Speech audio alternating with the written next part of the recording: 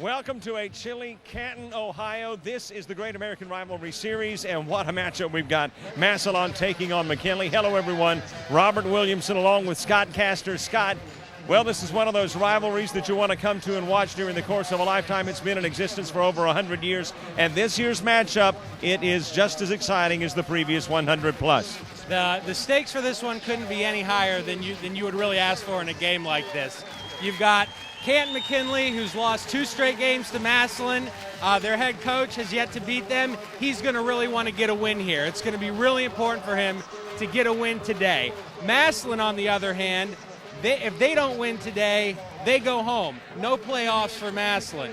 So their backs are against the wall, and they're going to do everything they possibly can to come out of this game with a win.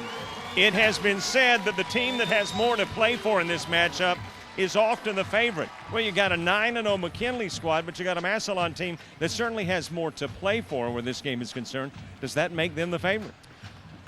I think Massillon, they're going to have, you could look at it 2 different ways. The first way I look at it is that if you look at Canton McKinley, they're going to be able to come in calm. They're going to be able to run what they run. If they have some adversity, they're not going to see their season crumbling before them. Massillon, if they face some adversity, their back's going to be up against the wall right away. So whether that propels them to do better or whether the mental pressure kind of breaks them down, we'll have to wait and see. What about the guys at the helm? You've got a youngster, you've got not a senior statesman, but a junior. So a junior versus a freshman. Yeah, the McKinley quarterback, Eric Glover Williams, a early recruit from Urban Meyer's Ohio State Buckeye squad. He's already committed there. Bright things for this young man on the horizon, and he's going to want to get a win because he has yet to get a win as a starting quarterback here either, so it's going to be big for him. On the other side, we have young Mr. Clark for Massillon. He is a 6'3", 200-pound 9th grader starting for the Massillon Tigers, a very rare thing. In fact, that may be the first time I've heard, this may be the first time in history Massillon's had a freshman starting for them. So he's going to have a lot on his plate today.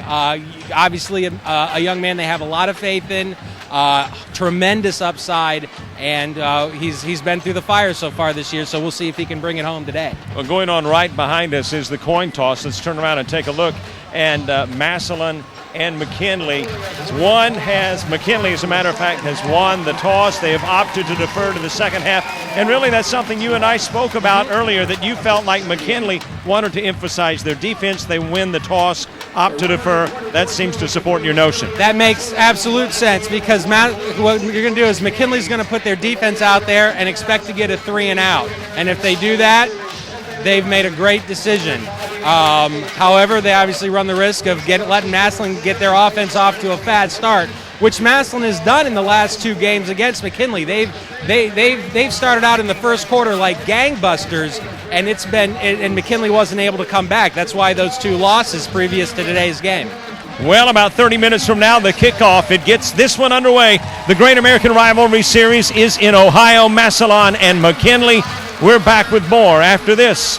It's all brought to you by the United States Marines.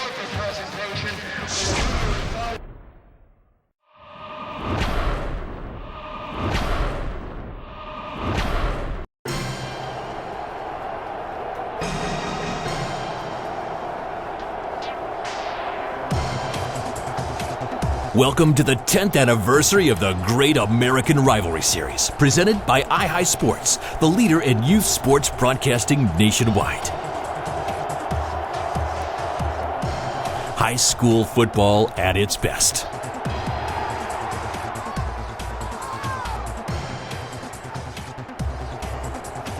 The Great American Rivalry Series is brought to you by the United States Marines, the few, the proud.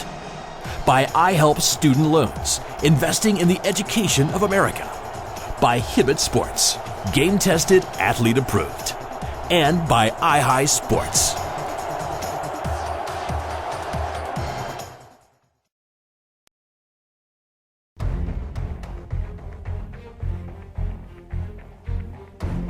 On a crisp fall night, across sweat-stained fields of green, for over a century, These battles for bragging rights have raged across the nation.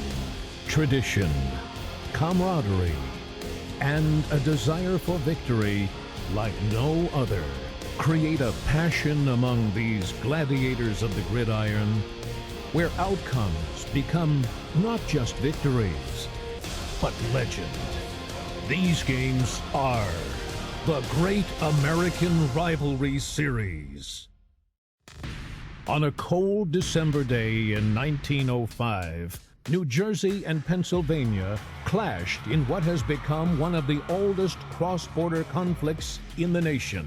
Now playing on Thanksgiving Day, the Peaburg-Easton matchup brings together families, fans, and alums alike. The more this game continues on, as you look around, you can see all the parents, grandparents, and the grandkids now coming around. And it's all about the kids on the field, also the cheerleaders, the band, and all the people that come back at Thanksgiving time to be a part of this. We got here at 6 a.m. this morning, continued from last night, setting up, getting everything ready to go. Been coming here 35 years since I was a kid growing up. My dad taught here in school, so. A guy just came to me and said this is going to be his 61st straight game. He's never missed a game in 61 years, so I think that's pretty awesome. It's not just a game for the kids today, it's a game for the grandparents and everyone else who has played in it.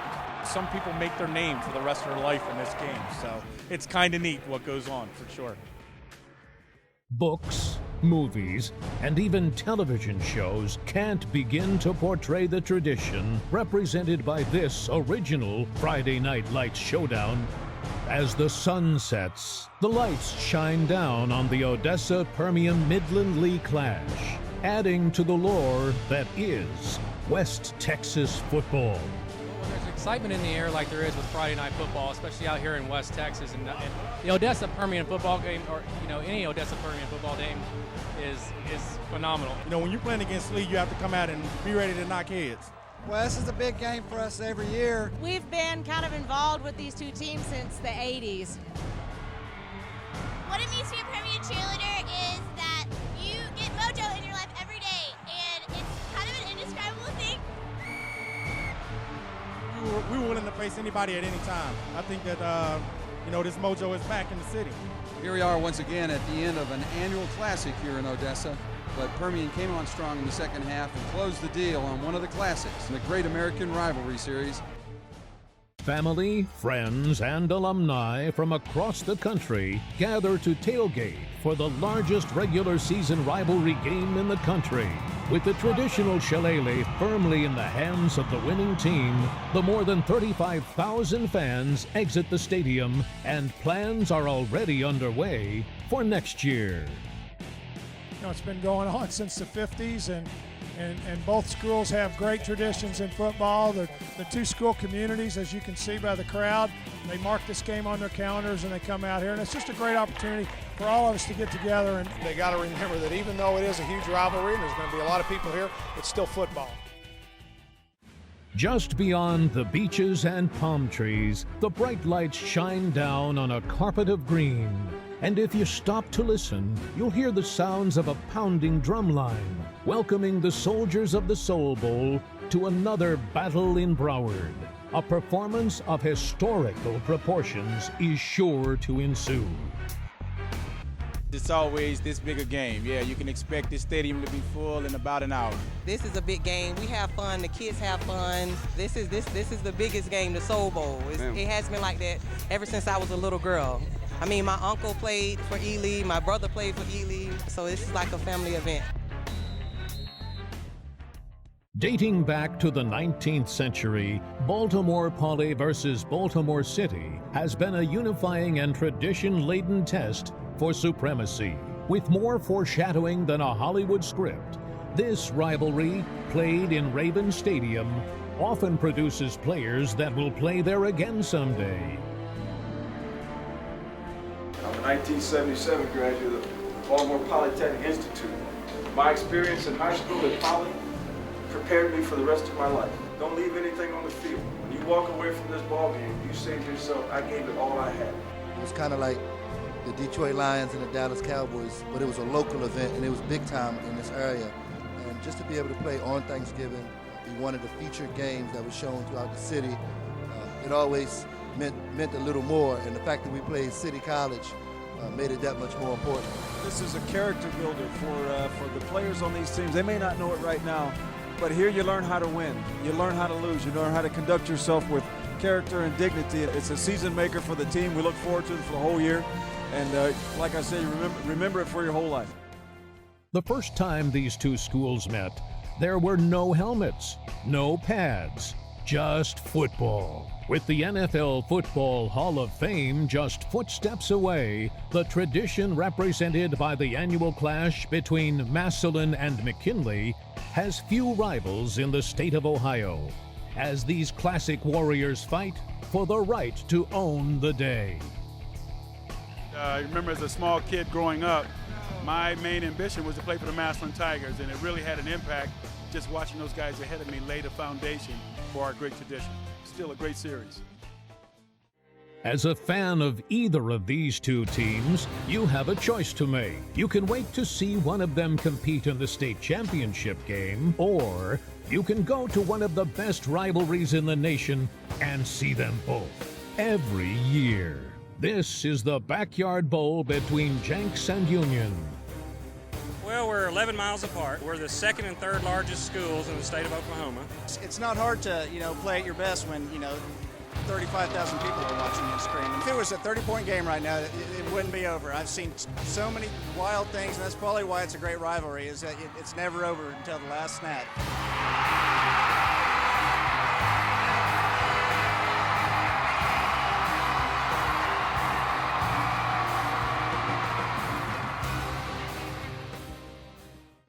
Combining for more than 24 state championships, the matchup between Burns and Gaffney pits two of South Carolina's biggest powerhouse programs on a playing field that is likely to give fans a preview of some of the state's best talent, surrounded by rich tradition and just good football. We've been rivals, for years now, and you hate Gaffney. I mean, it just comes with it.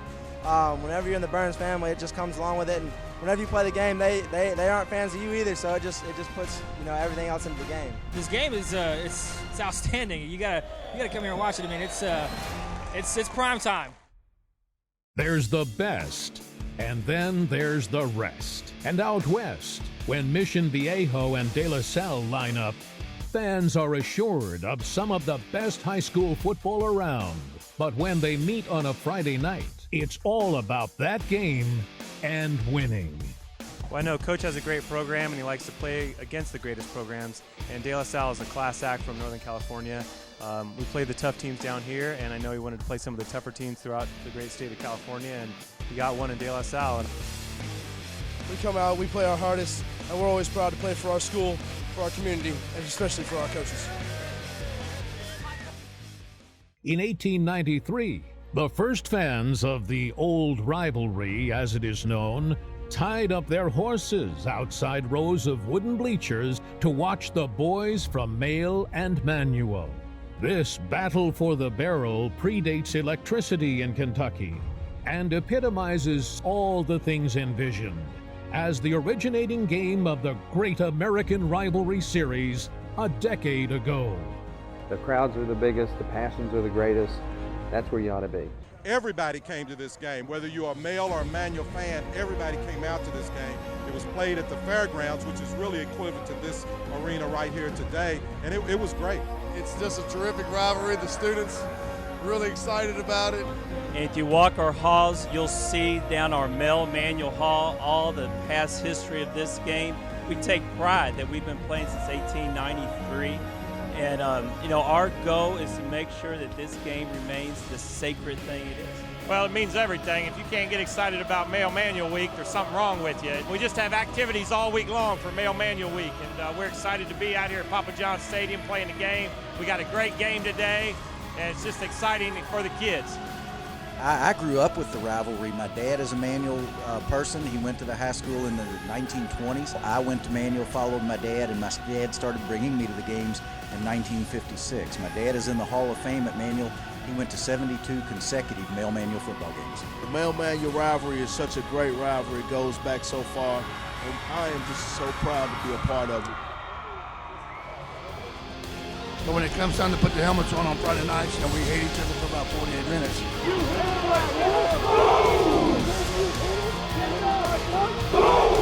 These things right here, they don't give them away. They don't give them away. We thank you for what you're doing for our country. One thing remains unchanged. The traditions as the greatest American rivalries.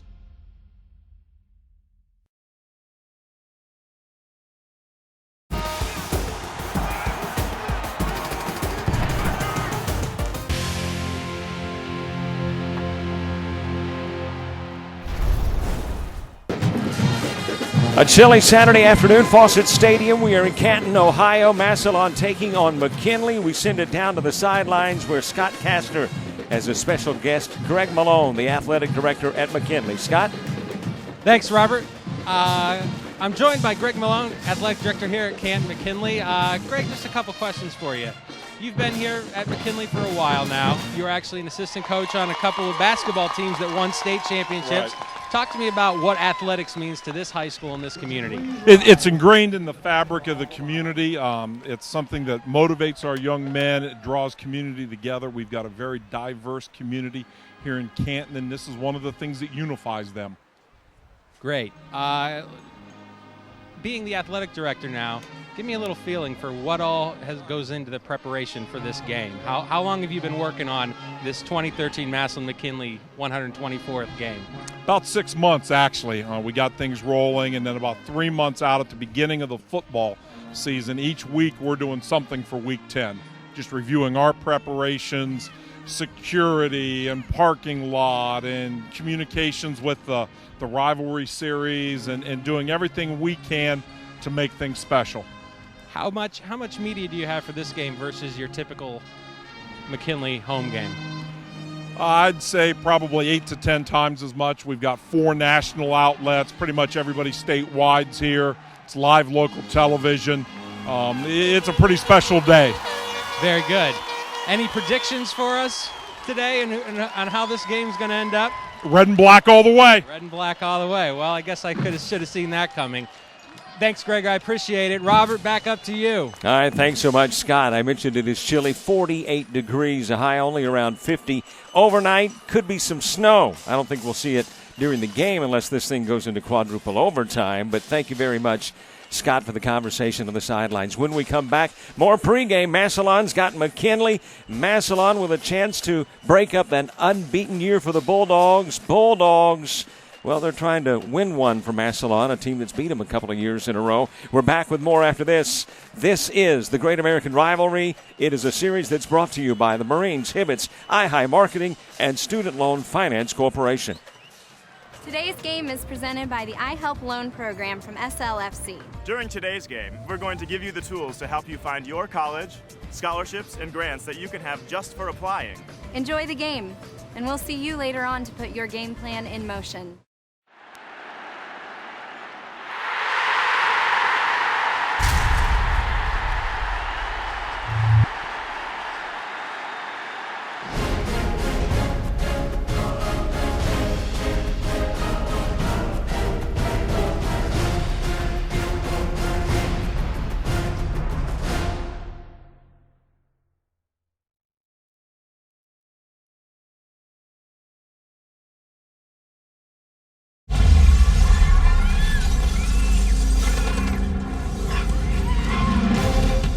There are a few who move toward the sounds of chaos,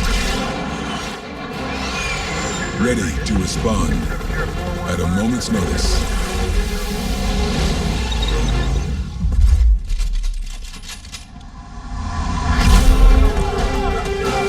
And when the time comes, they are the first to move toward the sounds of tyranny, injustice, and despair.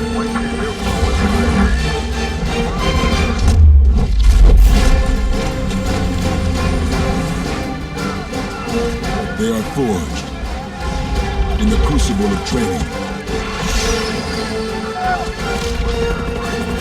They are the few, the proud, the Marines.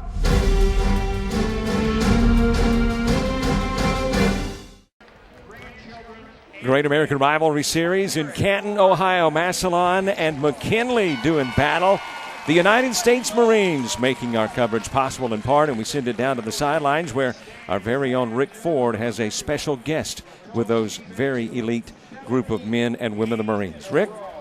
Thank you, Robert. I am down here on the sidelines with Sergeant Ryan Sandoval, who is originally from Cleveland, so some homegrown talent here.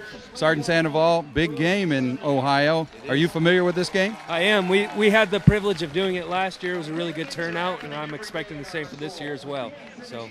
Now, and you guys kind of have an ethos of the warrior on the field, and you guys really identify with football. How do you like coming to these big rivalries? Well, I love it. It gives the students and the players a chance to go out there and give everything we have. And as Marines, that's what we do. Every single day we give what we have, everything that we have. So I'm excited to see the results of today. Well, I can see from the things on your chest you've been around a bit. Can you tell us a little bit about some of the places you've been in your career? Sure. In 2007, I had the privilege of being in Fallujah, Iraq. 2009, again in Afghanistan. I actually got to do humanitarian deployment to Japan when a hurricane, tsunami, and earthquake hit. So I've gotten to see some of the world, and I thank the Marine Corps for every chance I've gotten. So. Well, and we appreciate everything you guys do. If it wasn't for you, the Rivalry Series wouldn't be what it is. Do you know you guys have been with us for 8 years? Well, that's amazing, and I sure hope that we're here for at least another 8. And I thank you again for having us out here, and anything we can do, just let us know. Well, and on behalf of everybody in America, we thank you for the mission and the performance that you guys provide on a daily basis for this great country. Nothing would be possible without that there to protect, and we really appreciate all the work that you do in that regard. Well, thank you for your support, and Semper Fi. Semper Fi, indeed. Robert, I'm going to throw it back up to you. He's got me all juiced up. I think I'm about ready to go join the Marines. All right. Well, thank you very much, Rick, and thank you to the United States Marines for making coverage possible. Massillon and McKinley here at Fawcett Stadium. We are on hallowed ground as we're adjacent to the Pro Football Hall of Fame here in Canton, Ohio. As we come back in just a moment, we'll break it down. Take a look at what we anticipate, get more in depth at that look at the junior quarterback from the McKinley Bulldogs and the guy that's starting as a freshman for the Tigers of Massillon. It's all coming up after a timeout. The Great American Rivalry Series is brought to you by the United States Marines. The Great American Rivalry Series. 48 classic matchups nationwide. The biggest moments under the brightest lights. Hardcore great American football the way it was meant to be. In the stands and on the field. Be a part of the action when the greatest show in high school sports comes to a town near you. The Great American Rivalry Series, presented by the United States Marines from I-High. Who's your rival?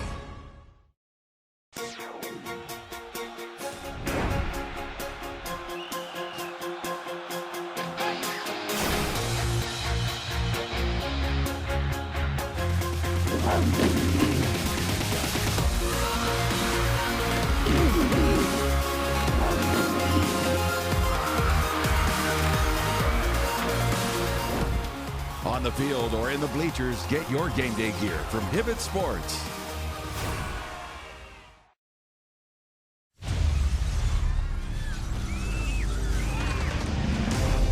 There are a few who move toward the sounds of chaos. Forged in the crucible of training, they are the first to move toward the sounds of tyranny, injustice, and despair.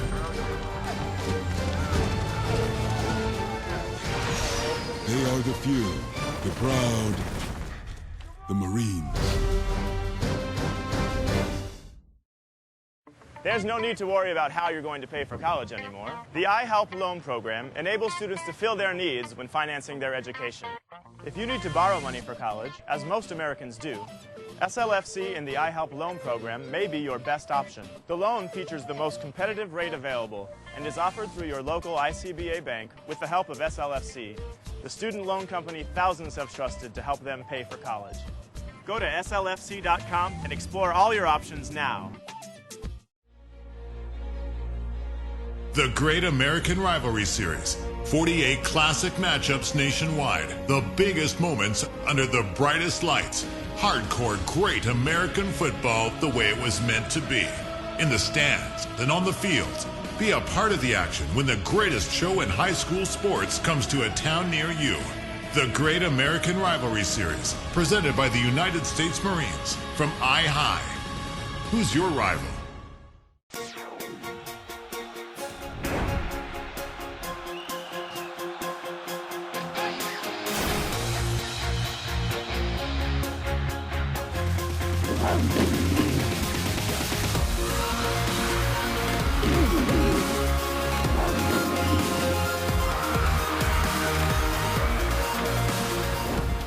On the field or in the bleachers, get your game day gear from Hibbett Sports. Fawcett Stadium. We are in Canton, Ohio. And, Scott, we've been speaking so often about the weather. Got to bring it in for a moment as to how it might impact the play today. It's drizzly on and off. Temperature is about 48 degrees, which for somebody from Ohio is not bad. For a southern boy like me, that's kind of cool. But will the weather have an impact?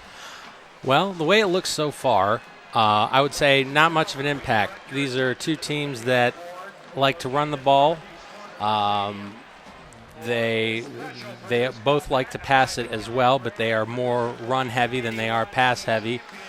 Kind of looking around, if you take a look, the winds are not too bad. Looking at the goalposts, those flags aren't flopping around too much. And we were down on the field pretty dry, so hopefully it won't have too much of an impact right now.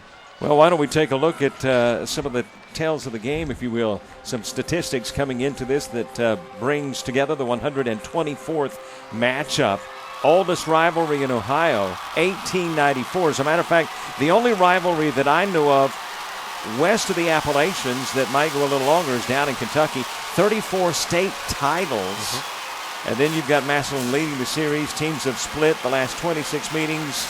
And it's played right here in a setting that just adds some flamboyance, some celebration, some aura to the game. Played here at Fawcett Stadium, which is adjacent to the Pro Football Hall of Fame.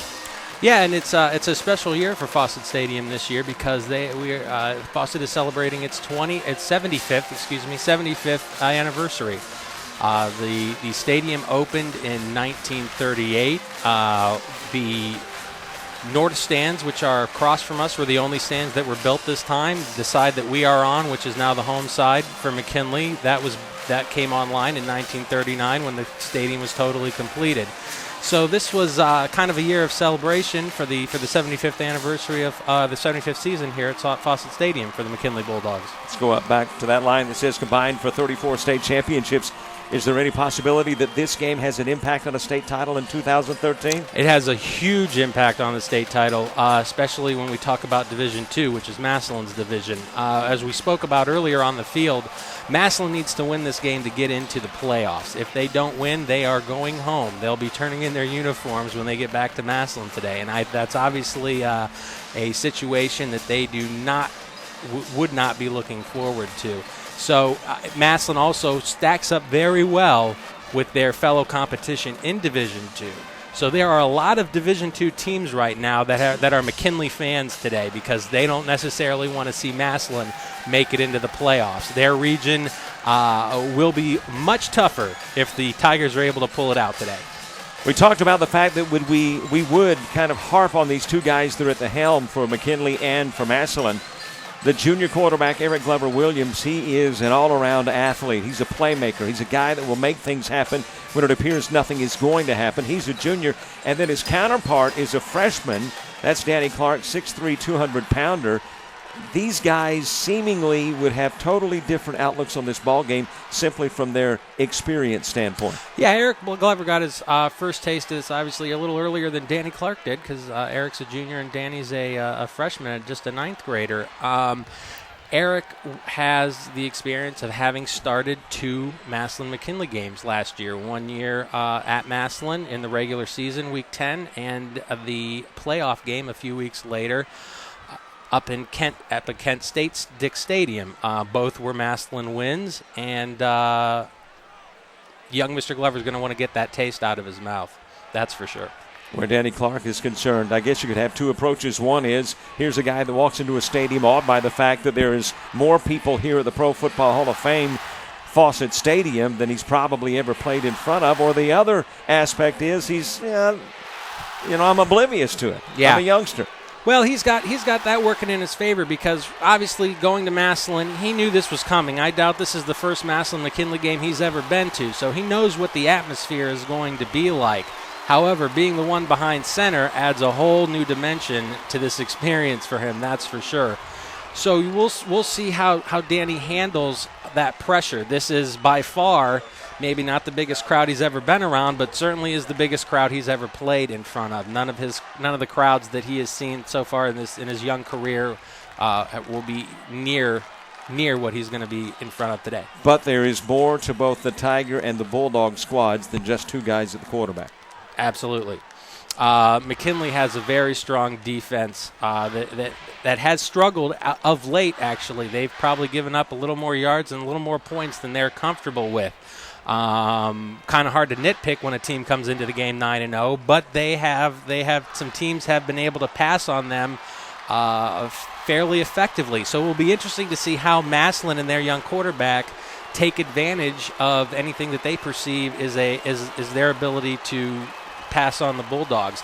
Much more of a stout running game, especially early in the season. Teams have been struggling against McKinley on the ground, and it'll be interesting to see how Massillon handles that. Well, the skies have begun to clear, at least for the moment. Sun breaks through, but the wind picks up. It's gotten brisk as we get ready for Massillon and McKinley. It's the Tigers and the Bulldogs when we come back. The opening kickoff, but first, let's pause. This is the Great American Rivalry Series, and it's brought to you by the United States Marines.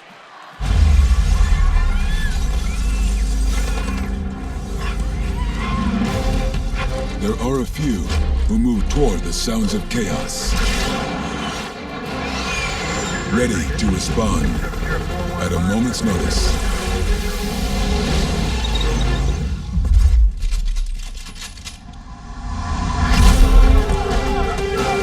And when the time comes, they are the first to move toward the sounds of tyranny, injustice, and despair.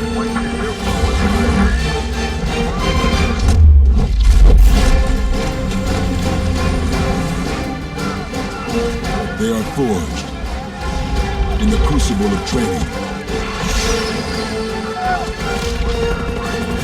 They are the few, the proud, the Marines.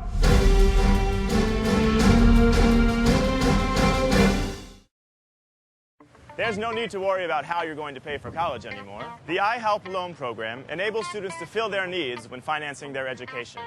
If you need to borrow money for college, as most Americans do, SLFC and the iHelp Loan Program may be your best option. The loan features the most competitive rate available and is offered through your local ICBA bank with the help of SLFC, the student loan company thousands have trusted to help them pay for college. Go to slfc.com and explore all your options now.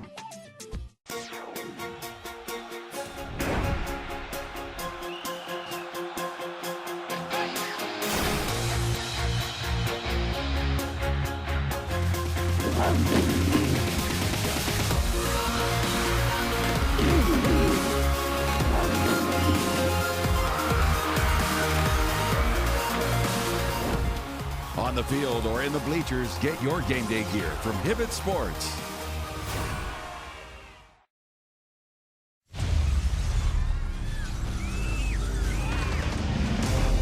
There are a few who move toward the sounds of chaos. Forged in the crucible of training, they are the first to move toward the sounds of tyranny, injustice, and despair.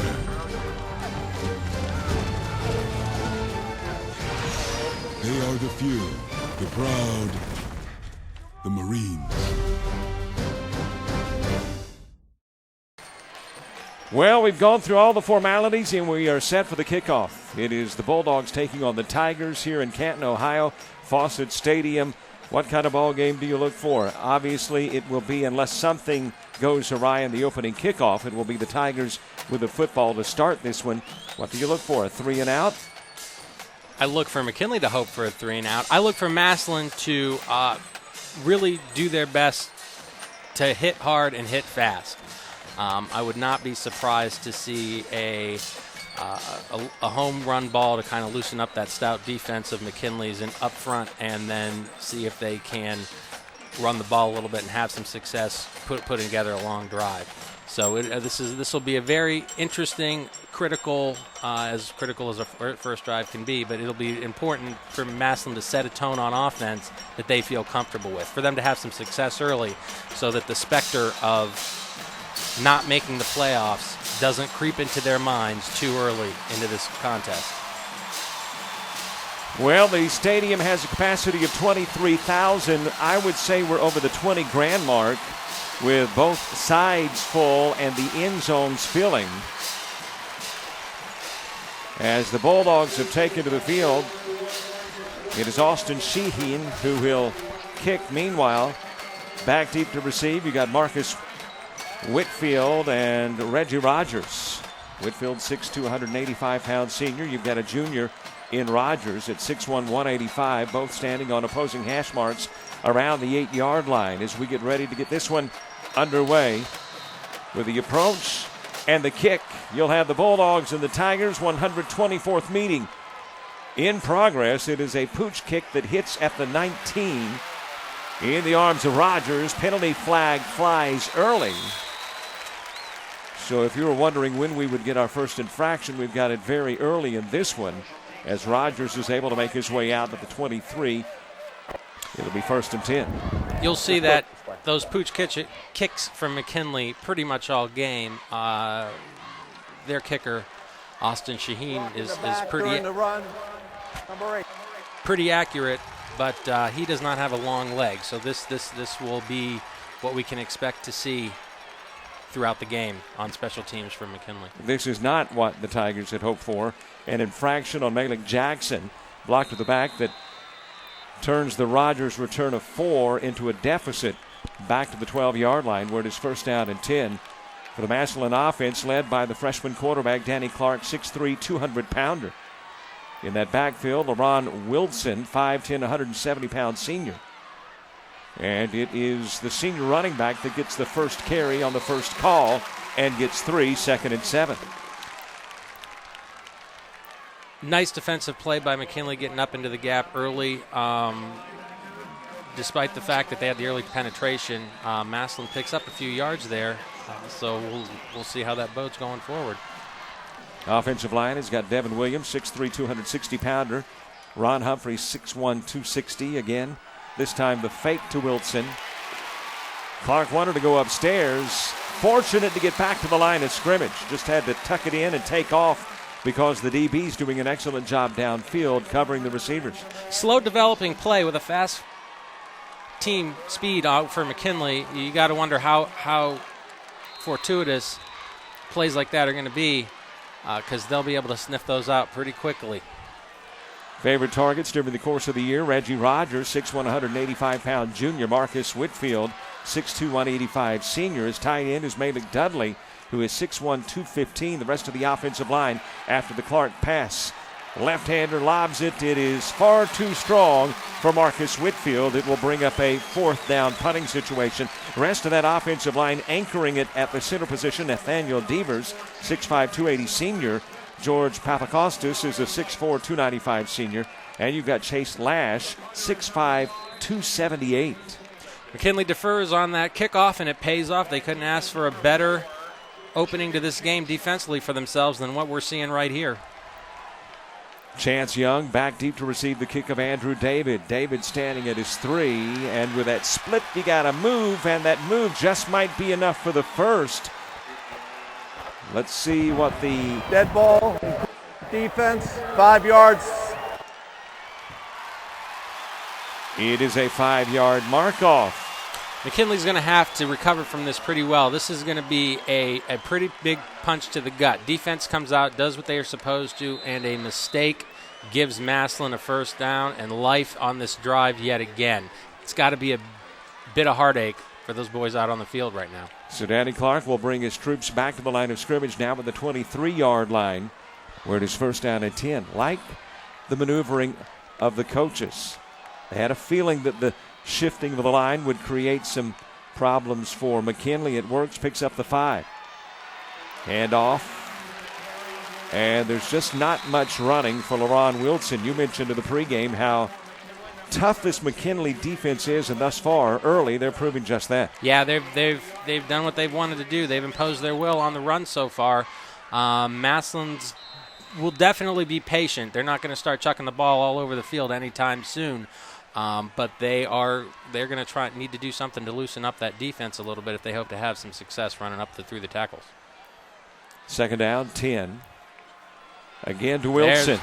He's got the 10 for the first and a little bit more up to the 35. And just like that, it opens up for him. First down, Tigers.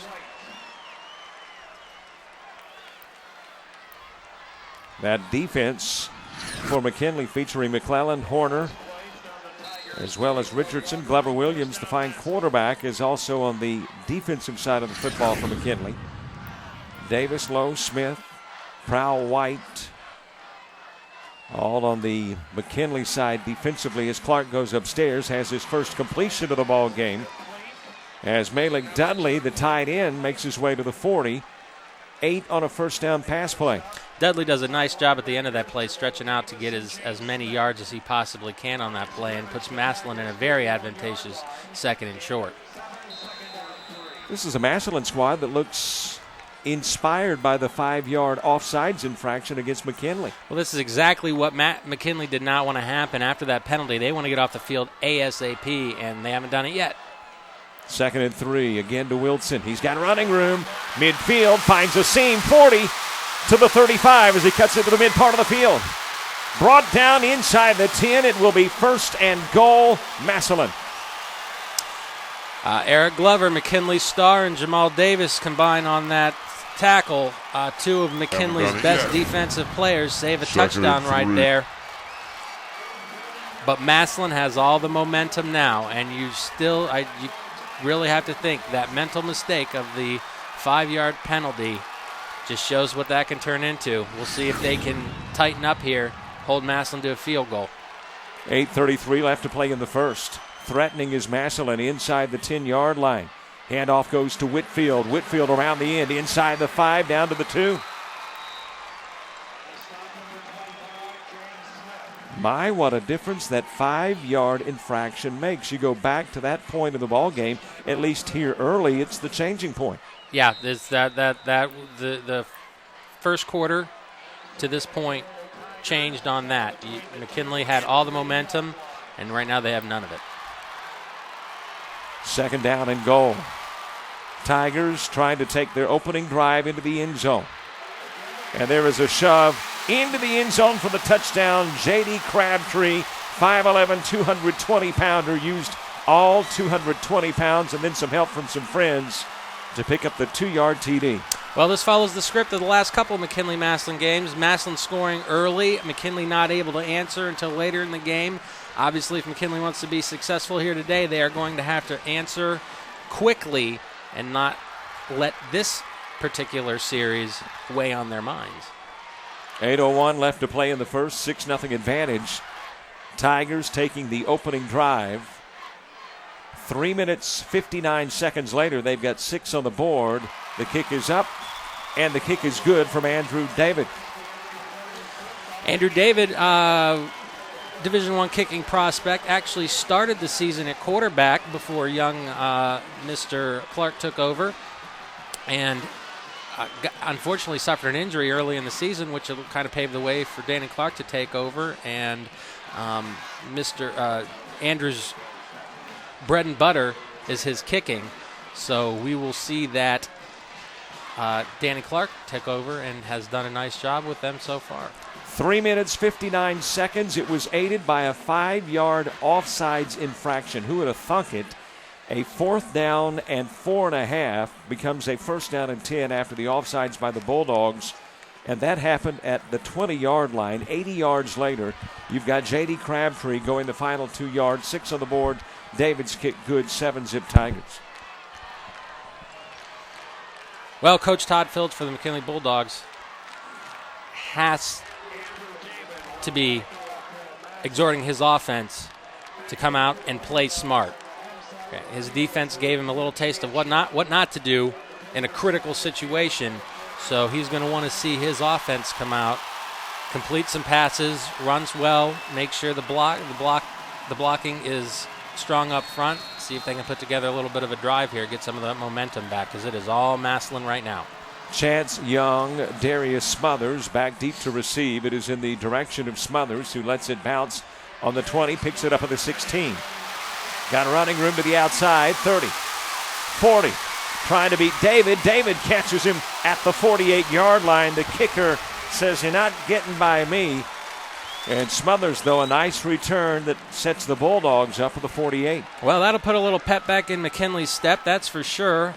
The nice return. Obviously, David's and Massillon's strategy is going to be to kick away from Eric Glover-Williams at all given times, so hopefully we'll be able to see a good series here. Offensive line for the Bulldogs, featuring Stillman, Wilson, Harding, Gillums, and Rio.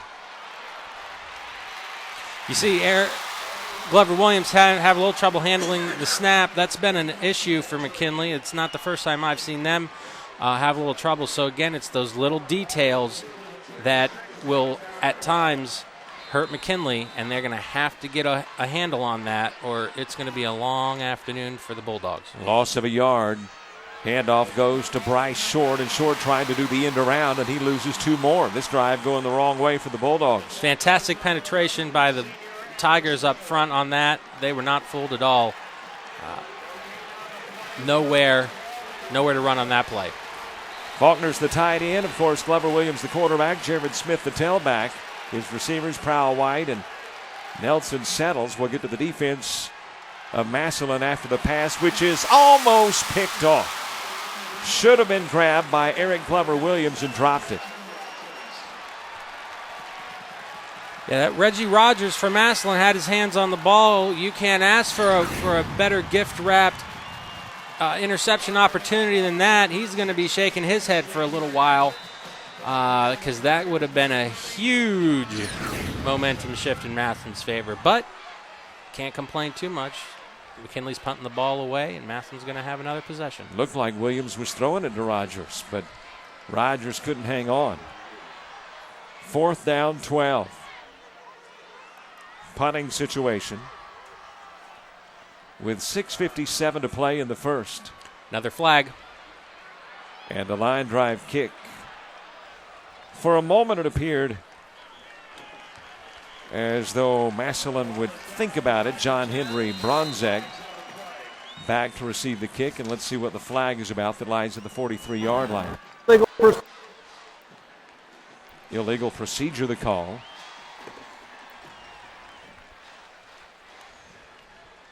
So apparently the field mic with the official has got its issues. Good to see that really expensive stuff sometimes breaks down too. So the illegal procedure call has prompted a re-kick. Smart move by Massillon, knowing McKinley's special teams and sometimes their struggles on special teams. They'll want to take as many cracks at McKinley's special teams as they can. Meanwhile, back deep to receive the kick along with Bronzak is Marcus Whitfield. Xavier Hatchett stands at his 28, ready to kick it away.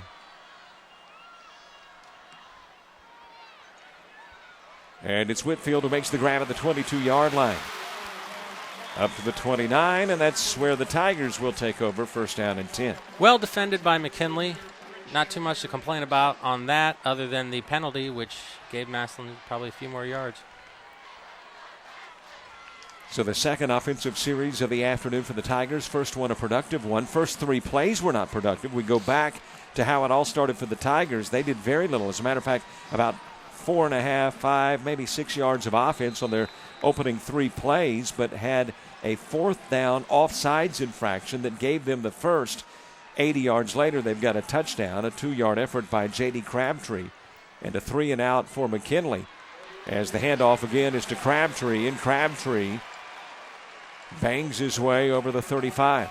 That stout defense up front for McKinley seems to be but a faint memory already in this game. Massillon is having their way ever since the penalty with McKinley up front. Second down and a couple. Football at the 38-yard line. We were at a Great American Rivalry Series game a week ago when one team grabbed a 14-0 lead only to lose the ball game. Again, Crabtree's got the first to the 45. Another hole nobody filled in for McKinley. Massillon. McKinley's doing something that the Massillon coaches see that they like. They're taking advantage of right now. And you hate to continue to harp on the 5-yard penalty, but that's where it all changed. It's huge. All of this just was huge. Routine up until that penalty. And since then, Crabtree and Wilson running with reckless abandon. Clark sacked back at the 38.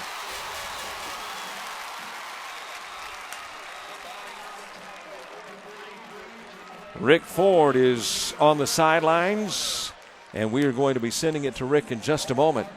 Jaquay McClellan with the sack for McKinley.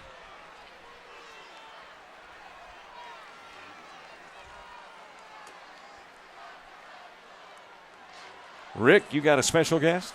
I do not have a special guest, but I thought it would be something to note. You're absolutely right about the 5-yard penalty. It has changed the mood on the Massillon sideline. I'm over here with the team. I'm over here with the crowd. You can sense the difference that has made. Well, Rick, you are a special guest, by the way, but thank you so much indeed. You're right there amongst the electricity part of the stadium. And you better believe when you get into a stadium where you've got such rivalry atmospheres on both sides, you feel something. And when that flow began to shift towards the Tigers, it has stayed there for the moment. The incomplete pass bringing up a 3rd down and 10. You hate to say something this early. 4:28 to go in the first is huge for McKinley, but this is a big play right here for McKinley. This is huge for McKinley. If they give up this 3rd and long, they're not going to feel too well about themselves. Wilson on the delay. He's got the first, and Moore spins inside the 40 to the 37. Well, Massillon's got momentum on their side, and they're not letting him go.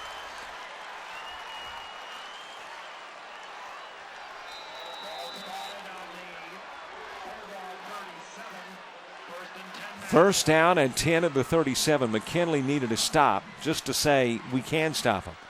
They haven't been able to stop him over the last 5 or 6 minutes of play. Wilson, 5-yard pickup to the right side. Inside the 35 to the 33. And again, Massillon, who maybe came in a little less confident, taking on a 9-0 McKinley team, seems to have that momentum and that confidence building with each play. Well, Massillon knows that they are right there with McKinley, if not better than McKinley from their perspective. Any common opponents that McKinley and Massillon have had, they've pretty much handled in the same way. So there's no reason for Massillon to be lacking confidence in their ability to come out of this game without a win. Crabtree somersaults for a first near the red zone of the 23. And those sticks on the sidelines will move. 3:09 to play in the first. Tigers trying to tack on more to a 7-0 advantage. You really have to wonder what the defensive coaches now are wondering what they can be doing alignment-wise to stem the bleeding here for their defense. Looks like Crabtree may be banged up a little bit, so there's a timeout on the field. We'll take a break as well. 3:09 to play in quarter number 1. It's a 7-0 Tiger lead. This is the Great American Rivalry Series brought to you by the U.S. Marines.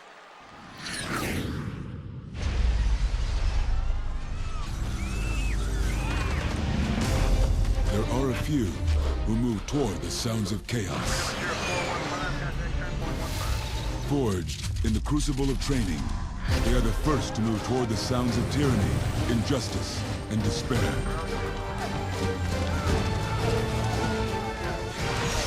They are the few, the proud, the Marines.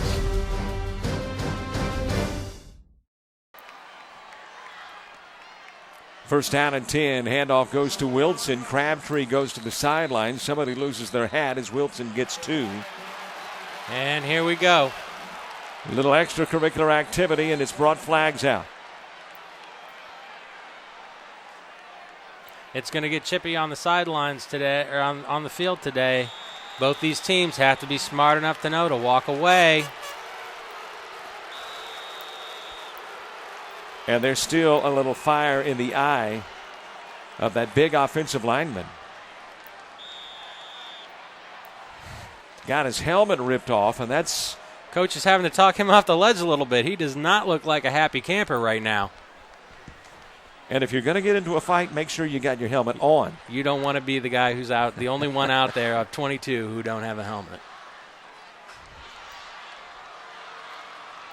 Offsetting infractions would be the assumption, but let's see. And indeed, that is the call. They are offsetting. Well, if you're going to have a bad penalty, hope the other team has one too. I guess that's the lesson we learned from that play.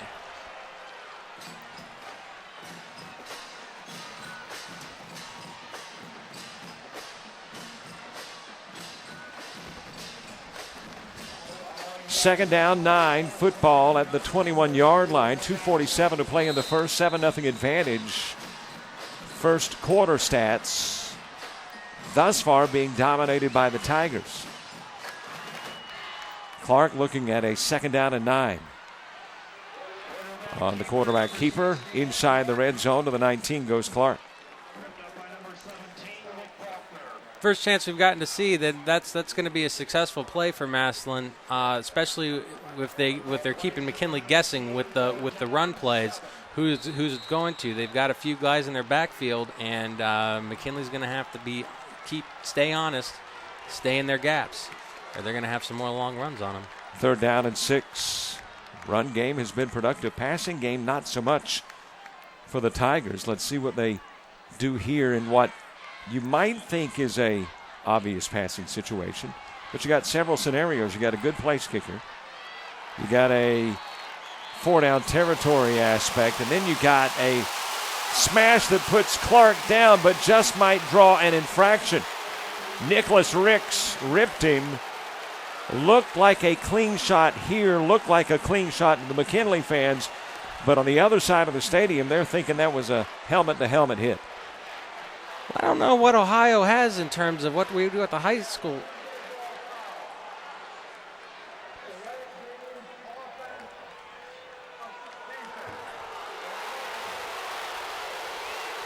I'm not real sure what the personal foul is. Let's get a chance to look at this play again.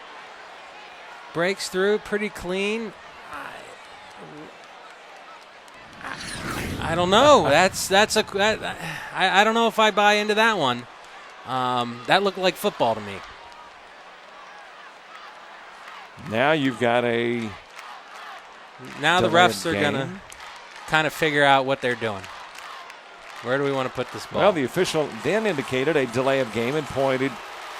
So you'd think it'd be -5, then another 15 on top of that. I don't know. We'll just throw the ball down somewhere. Have them strap it on again one more time. Here's what we do know. The football is at the 14-yard line where it is third down and a couple. Tigers with the football inside the red zone. I know we've got Rick on the sidelines, and Rick might have had a better view of that play that drew the infraction that looked clean from here, but obviously not so to the officials as Wilson fights his way towards the 10, and he will have enough for the first.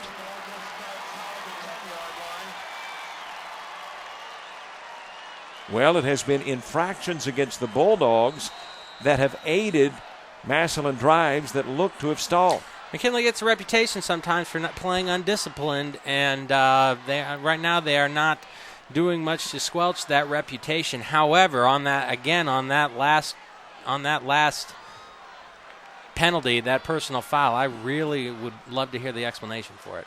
Handoff goes to Wilson, wrapped up at the line of scrimmage, no gain. Nice push by McKinley. Hopefully getting to the point of attack and getting down low, taking care of the running back.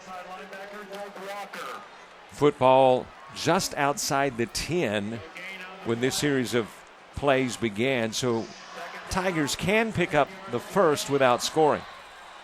Would have to get inside the 1.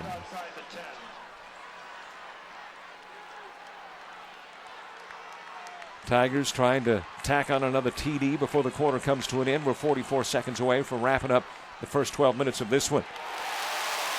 And this time no flag as Clark is wrapped up with a 19. Well, that looked just as violent as the last one to me, but apparently the officials saw it clean. McKinley has to be happy about that the penetration they are getting from Nicholas Ricks, the senior linebacker.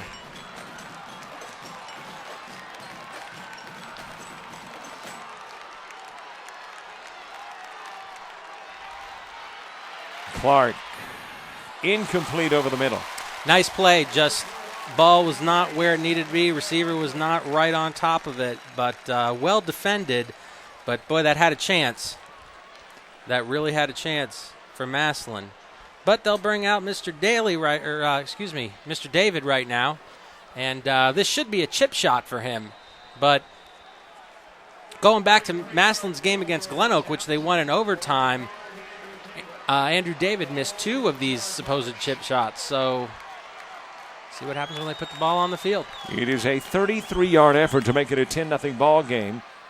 Snap, kick, up, and no good off to the right.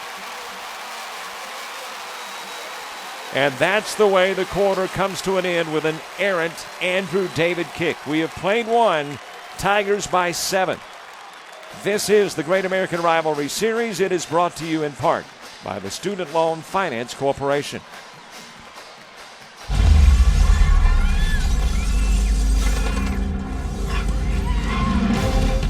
There are a few who move toward the sounds of chaos, ready to respond at a moment's notice.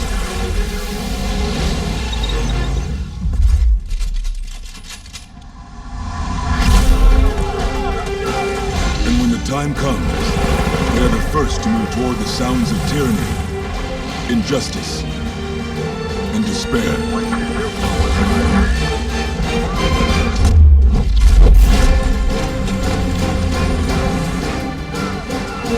They are forged in the crucible of training. They are the few, the proud, the Marines.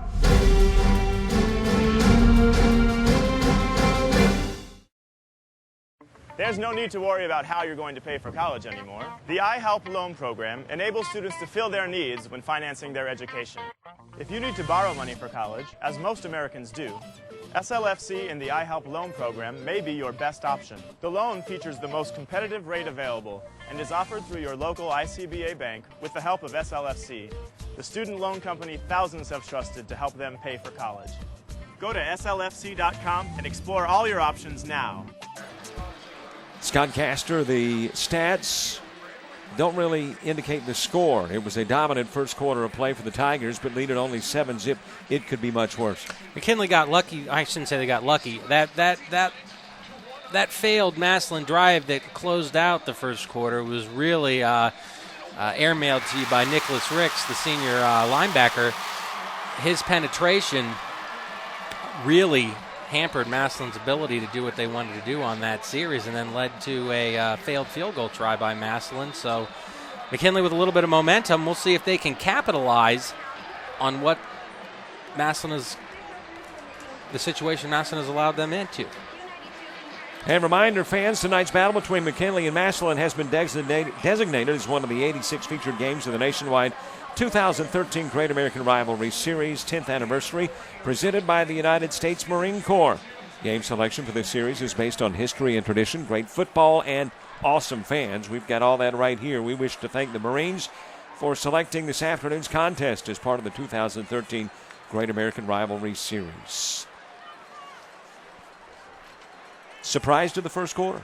No, not surprised at all. That's actually from my experience with the Massillon-McKinley game. That's just about how you expect them to go. Tough, hard-nosed.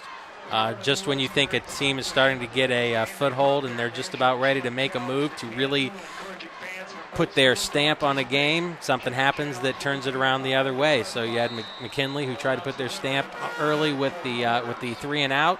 That didn't happen, and then Massillon trying to go up by 2 scores, and that didn't happen. We begin the second stanza with a 9-yard run on a first play carry from Jared Smith, the 6-foot, 190-pounder. Nice run by Jared. McKinley, it is imperative for them to get some success on offense now. They haven't had the ball. Their defense is been on the field a lot. Smith this time snuffed out. Well, we didn't have an opportunity because it was 3 and out, and a very quick 3 and out to take a look at that Massillon defense.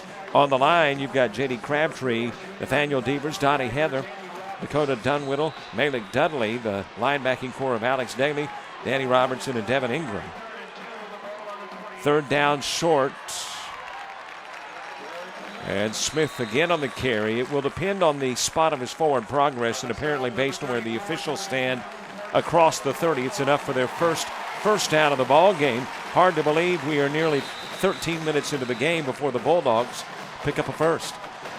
Nice run by Jared. Got just as much as he needed. Sets up a new set of downs. Pass play gets nothing. High pass from Eric Glover-Williams. Didn't give his receiver much of a chance to do much. On a play like that, you got to make a guy miss, and it's hard to make a guy miss when you're 3 feet off the ground. Prowl White, the intended target. He was the target, but didn't get positive yardage. Fortunate to get back to the line of scrimmage, and I think that's kind of a favorable spot. And now the guy with the down marker goes a yard backwards. Second down and 11. Quarterback keeper from their playmaker Williams, who crosses the 30 and gets back to the original line of scrimmage. So Williams getting the yardage back lost on the previous pass play will bring up a third down and long. And just like that, McKinley finds themselves in a very, very tough situation. You get a first down, you feel pretty good. You have one play that goes awry for you. Second play doesn't get the yardage you need, and here you are, third and long. Twin receivers to both sides for Williams on a third down and 10. The fake to Smith. Williams on the quarterback keeper. Here is where he does damage. He's got the first and is out to the 43. When you see those wide green spaces in front of Eric Glover-Williams, pay attention because he's probably going to find himself in the middle of it really soon. That is what he brings to this offense. That's what makes this offense go, is plays just like that. Got into that secondary of Massillon, which features John Henry Bronzik, Mike Smith, Zaire Isles. Handoff to Smith, and Smith crossing the 45 to the 46-yard line. Gain of 3 on a first down carry, and that chippiness carrying into the second quarter as well. McKinley going to work a little bit here now. Hope they're probably feeling a little better now about themselves, but extracurriculars back in that Massillon secondary between the McKinley wide receiver and the Massillon defensive back. We'll be interested to see how those two hang on to their emotions as we go forward here. Second down and 8. Bulldogs shut out for the most part in the first stanza. On the end around. Doesn't look like much. Fortunate to get back to the 43-yard line. Another flag on the play. That was Cortez Nelson on the carry, the 5'8", 165-pounder.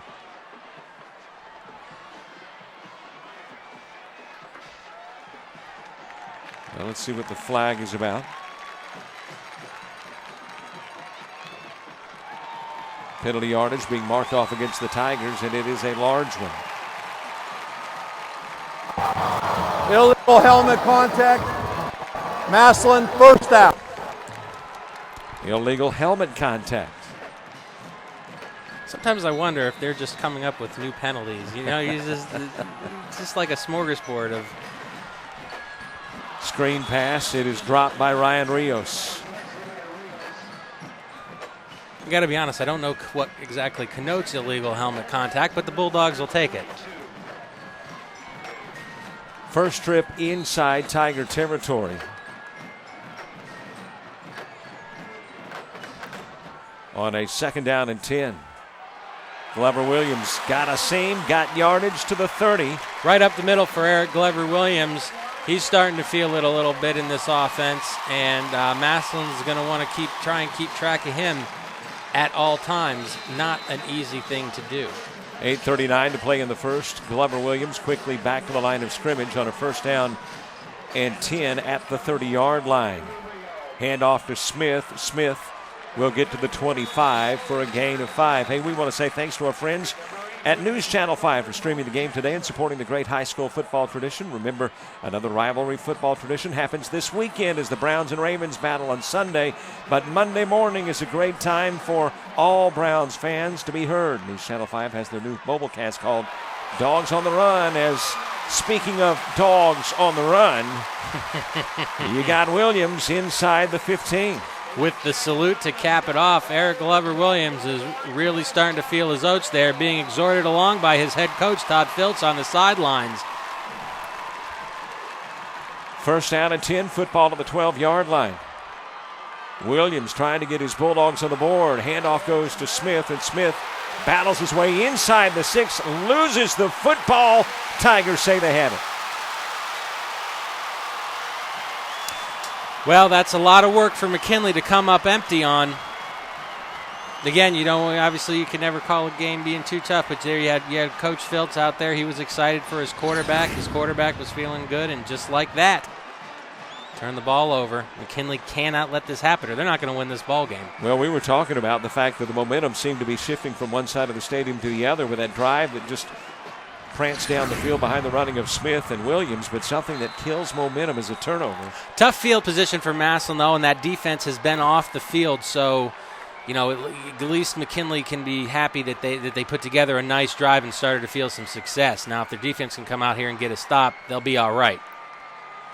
Handoff goes to Wilson, and Wilson gets a yard, maybe 2. Conservative play from Massillon, but why not? You're deep inside your own territory. Plus, you've got the ability, too, of the Wilson guy who can break one wall. Absolutely. Inside, 7.5 left to play in half one. 7-0 Tiger lead. They scored at the 8:01 mark in the first stanza. It was J.D. Crabtree on that 2-yard touchdown run. And it's been quiet since. Lots of speed and power on that Massillon side of the field. On the delay, Wilson caught behind the line of scrimmage, wrapped up at the 3. Tried it again, same result. That McKinley defense is not going to be fooled on slow developing plays. They are just too quick. And if you are going to do that, you better block it perfectly. Dangerous spot on the field for Massillon. 6:40 left to play in the half, back at their 3. And Clark stands in his own end zone. Quick pass caught by Wilson.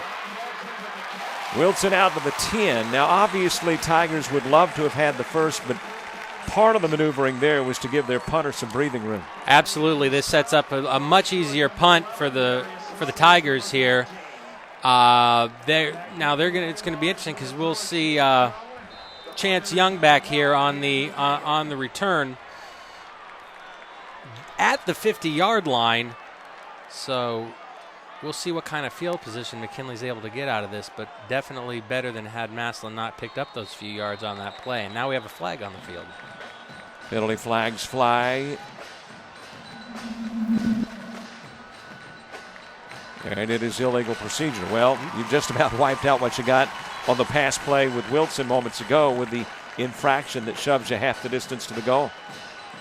Last thing Massillon wanted to see happen after executing what they needed to execute to get their punter out of trouble. Now he's back in jeopardy here a little bit. Now standing about a yard from the back end zone and gets a very wobbly kick that rolls to the 42-yard line. There is an awful lot of talking going on between Dogs and Tigers. There always is. Nice penetration by the McKinley defense to kind of interfere with the punt. Obviously, and with a punt, when you're that close to the end zone, it's going to speed things up for you a little bit, and that's exactly what McKinley was able to take advantage of, that short amount of space in which Massillon had to execute that punt. Watch the conference between officials. It seems from this vantage point as though they're not sure where to spot the football. So is there a flag somewhere that I do not see? I didn't see one. Well, there was certainly contact with the punter. Rick's giving me hand signals, and I'm not sure. Someone on the kicking team touched it, apparently, when it came down. It was a high, wobbly kick. So when it hit, the question then, I guess, was you spotted where that initial contact was. Instead of where it rolled. Well, that makes sense. Thanks for the assist. Rick, you are so good with those hand signal things there. So that's why the 35 is the line of scrimmage instead of the 42. And we've got a timeout on the field. Why don't we take one as well? It's the Great American Rivalry Series 10th Anniversary Edition. And it's brought to you by the United States Marines. The Great American Rivalry Series. 48 classic matchups nationwide. The biggest moments under the brightest lights. Hardcore great American football the way it was meant to be. In the stands and on the field. Be a part of the action when the greatest show in high school sports comes to a town near you. The Great American Rivalry Series, presented by the United States Marines from I-High. Who's your rival?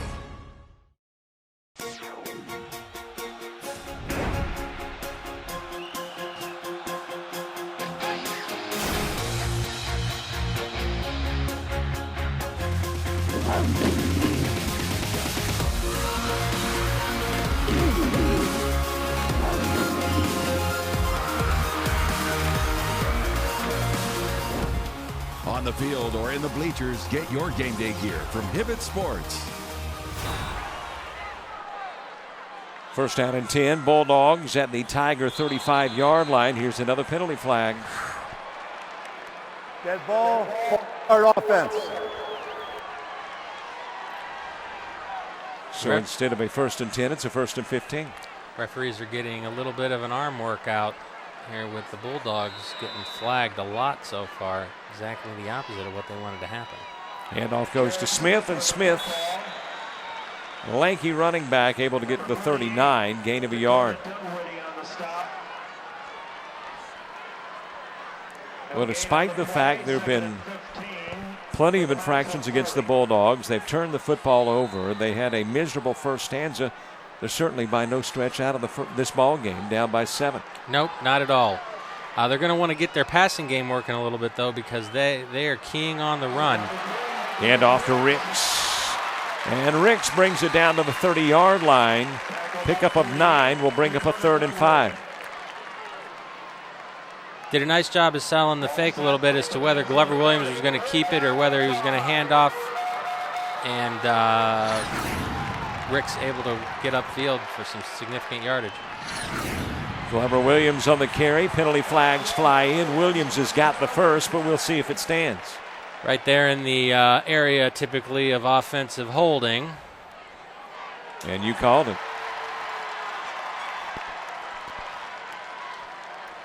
It is holding against the Bulldogs. Here's the official. Holding number 17. Now, Robert, when we get to halftime, I think penalties are going to be a large part of our conversation of what is holding the Bulldogs from really getting a foothold in this game. It has just been flag after flag after flag for the red and black. It's 3rd down and 15. And you can say they have certainly been drive killers. And in one case, they were a drive enhancer, but it was for the other team. Handoff is fake to Smith. Williams on the keeper. Glover Williams inside the 40 to the 39, but he needed 15 and got 1. Now, if you're Massillon, that might be a little bit disheartening talking about the penalties, because here it is, McKinley is making mistake after mistake, but Massillon not really able to put much of a dent on the scoreboard other than the early score. So they would probably like to see a lot more production out of what they're getting on the field. John Henry Bronzak drops back inside the 10, awaiting the kick of Xavier Hatchett. Hatchett standing at his own 49-yard line, 3:40 and clock running. Here in the first half, 7-0 Tiger lead. It has been a quickly expiring first half of play. Line drive kick, returnable by Brosnick, who grabs it at the 14 to the 30. Breaks it to the outside, and the only thing that stops him is the guy that kicked the ball to him, Hatchett. Missed tackles will hurt, and you could see number 22, Andrew Lowe, pounding the pavement a little bit there, not happy with himself because he had Bronzek dead to rights, a good 10 yards behind where he ended up taking that ball. Excellent field position for the Tigers with 3:21 left to play in the half. Line of scrimmage is their own 36-yard line. Overcast, 50 degrees. Brisk breeze on this Saturday afternoon of football here from Fawcett Stadium. It is Huffman in motion. Fake to Crabtree. Clark goes upstairs. Had a guy open but overthrew him by 5 yards.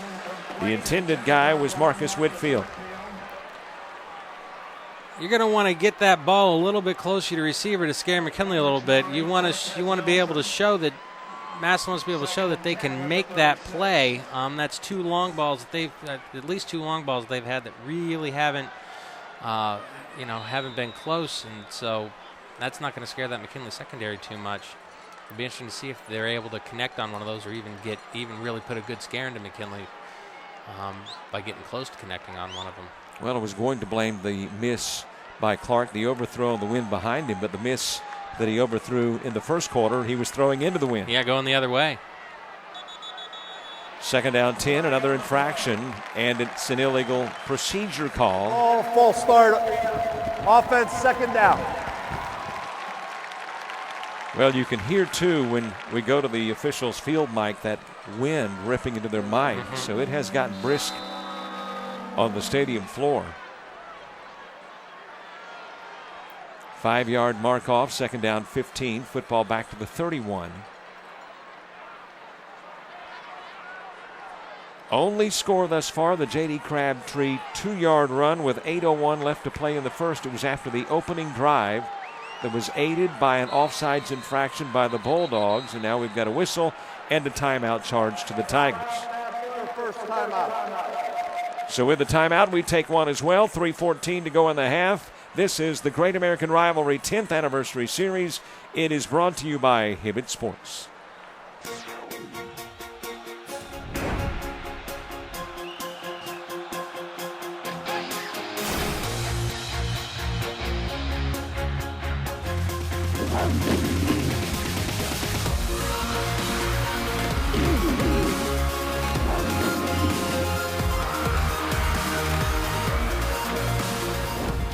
On the field or in the bleachers, get your game day gear from Hibbett Sports. The Great American Rivalry Series. 48 classic matchups nationwide. The biggest moments under the brightest lights. Hardcore great American football the way it was meant to be. In the stands and on the fields. Be a part of the action when the greatest show in high school sports comes to a town near you. The Great American Rivalry Series, presented by the United States Marines from I-High. Who's your rival? 7-0 advantage. Tigers with a lead. 3:14 left to play in half number one. We are in Canton, Ohio. It is a beautiful afternoon. Maybe not from the standpoint of the sun shining on the stadium, but the fall colors all around the stadium. And, of course, the backdrop to the visitor side of Fawcett Stadium is the Pro Football Hall of Fame. All the orange and black across there blending in quite nicely with the trees and the foliage across the way across I-77 there. Second down, 15 as action resumes. Clark gets Huffman at the 40-yard line. Gain of 4 on the pass play. By the way, as part of the U.S. Marine Corps sponsorship of today's game, they brought their National Chin-Up Challenge to Canton. We'd like to encourage fans from both McKinley and Massillon to participate in the Marines Chin-Up Challenge to see who can do the most chin-ups. So be sure to get to the Chin-Up Challenge for your school. Well executed, simple pitch and catch there for Massillon into the flat. Get them into a much more manageable third down here. Third down 7. Guess what? Little yellow hankies. Dead ball, false. It is a false start against the Tigers.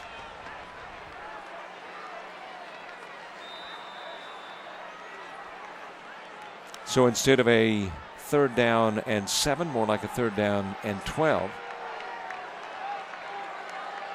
A couple times Massillon now has gotten themselves into a better situation. Clark setting up the screen to Settles, and Settles wrapped up behind the line of scrimmage. It will be 4th and long. Only to have a penalty kind of negate what they were trying to do.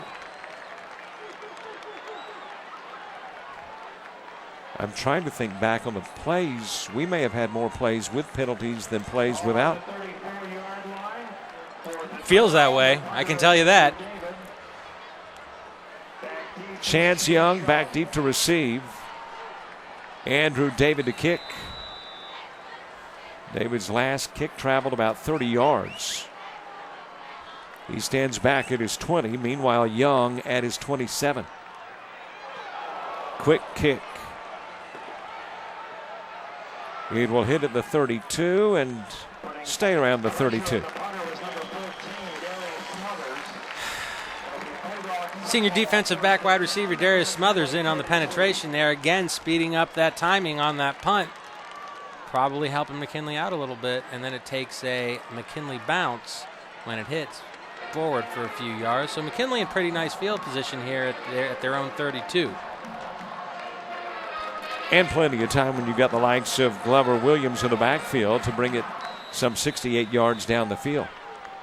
But you've got a Tiger defense that certainly through nearly 2 quarters of play deserves some respect. Absolutely. Now you're going to see what McKinley does kind of in a 2-minute drill here. Glover Williams to the 38-yard line. And I would expect a heavy dose of that young man early on. 5'10", 155-pound junior. Gain of 6 to the 38, 2nd down 4. Gain 6, 2nd and 4. Inside 2 to play in the half. Williams. He's just all over the place. And lost the football.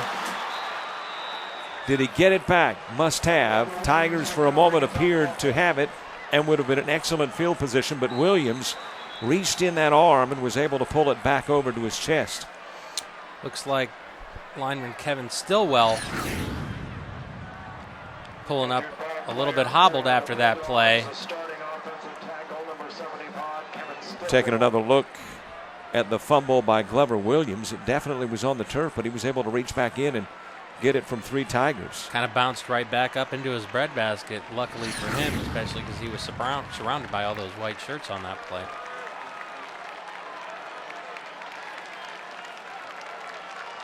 The injured dog making his way to the sidelines.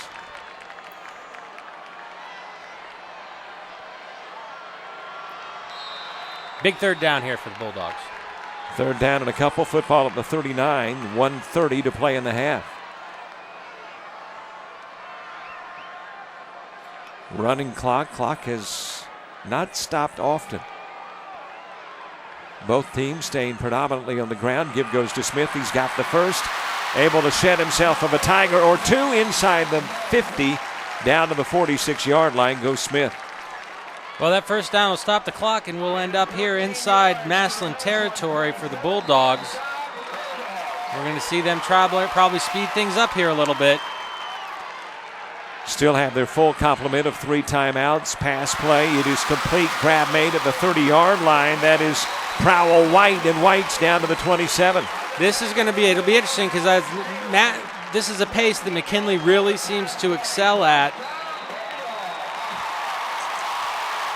And there is a timeout of the field that is asked for by the Bulldogs. 59 seconds left to play in the half. Dogs down but threatening when we come back. The Great American Rivalry Series brought to you in part by the United States Marines, iHigh Marketing, and Student Loan Finance Corporation.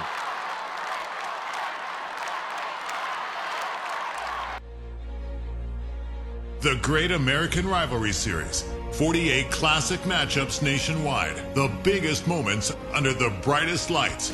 Hardcore great American football the way it was meant to be.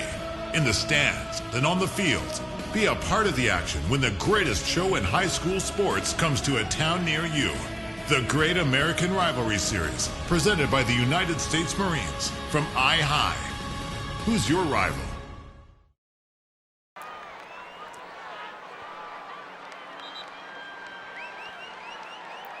sun finally shining through. As a matter of fact, we had some rays of sunshine in the opening moments of the ball game, and now this near the latter part of the half. This is sun-drenched for Northeast Ohio in November, I can tell you that.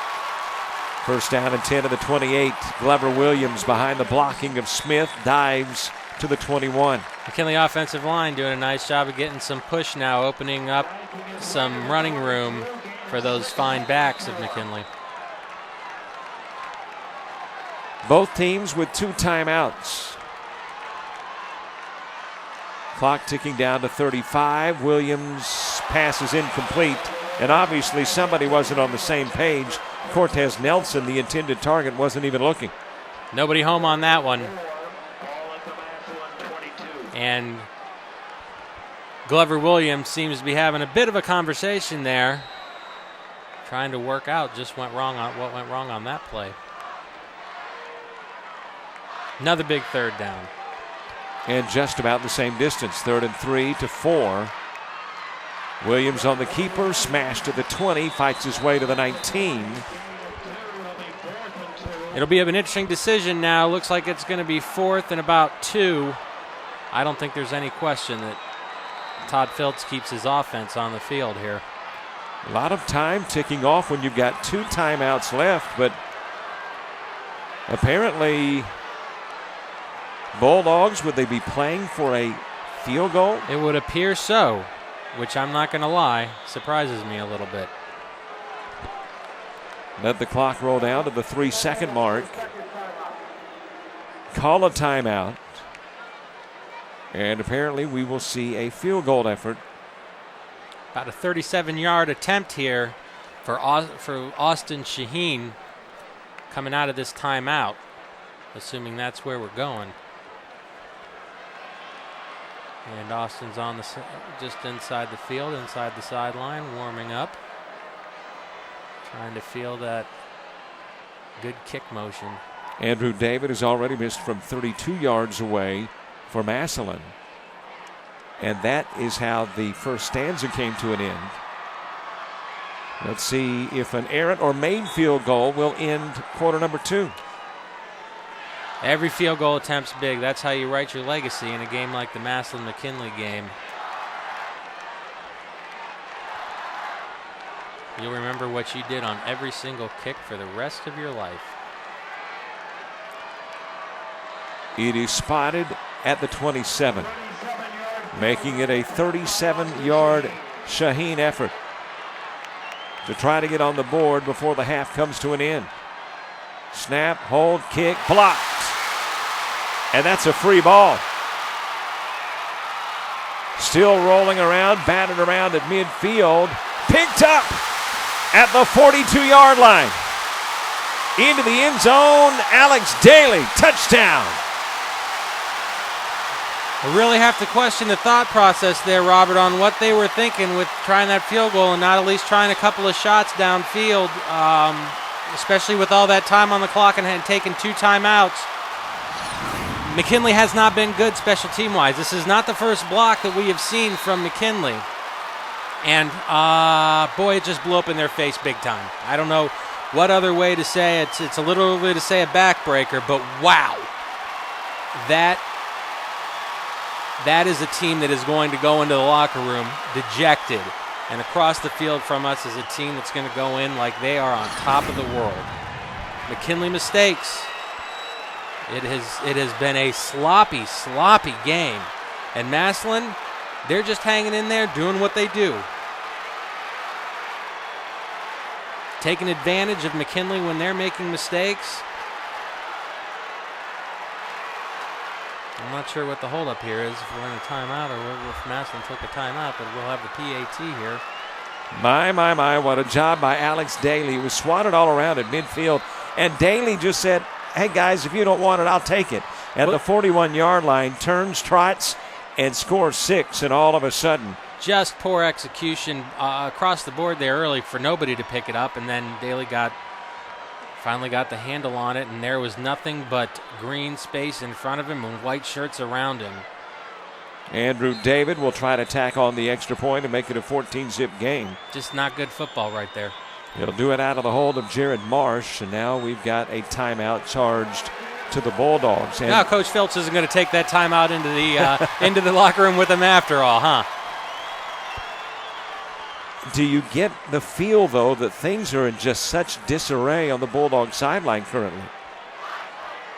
I think that I think there's a two-pronged thing going on here. First of all, obviously McKinley feels they have success. They're only down by 2 scores. This game is far from over.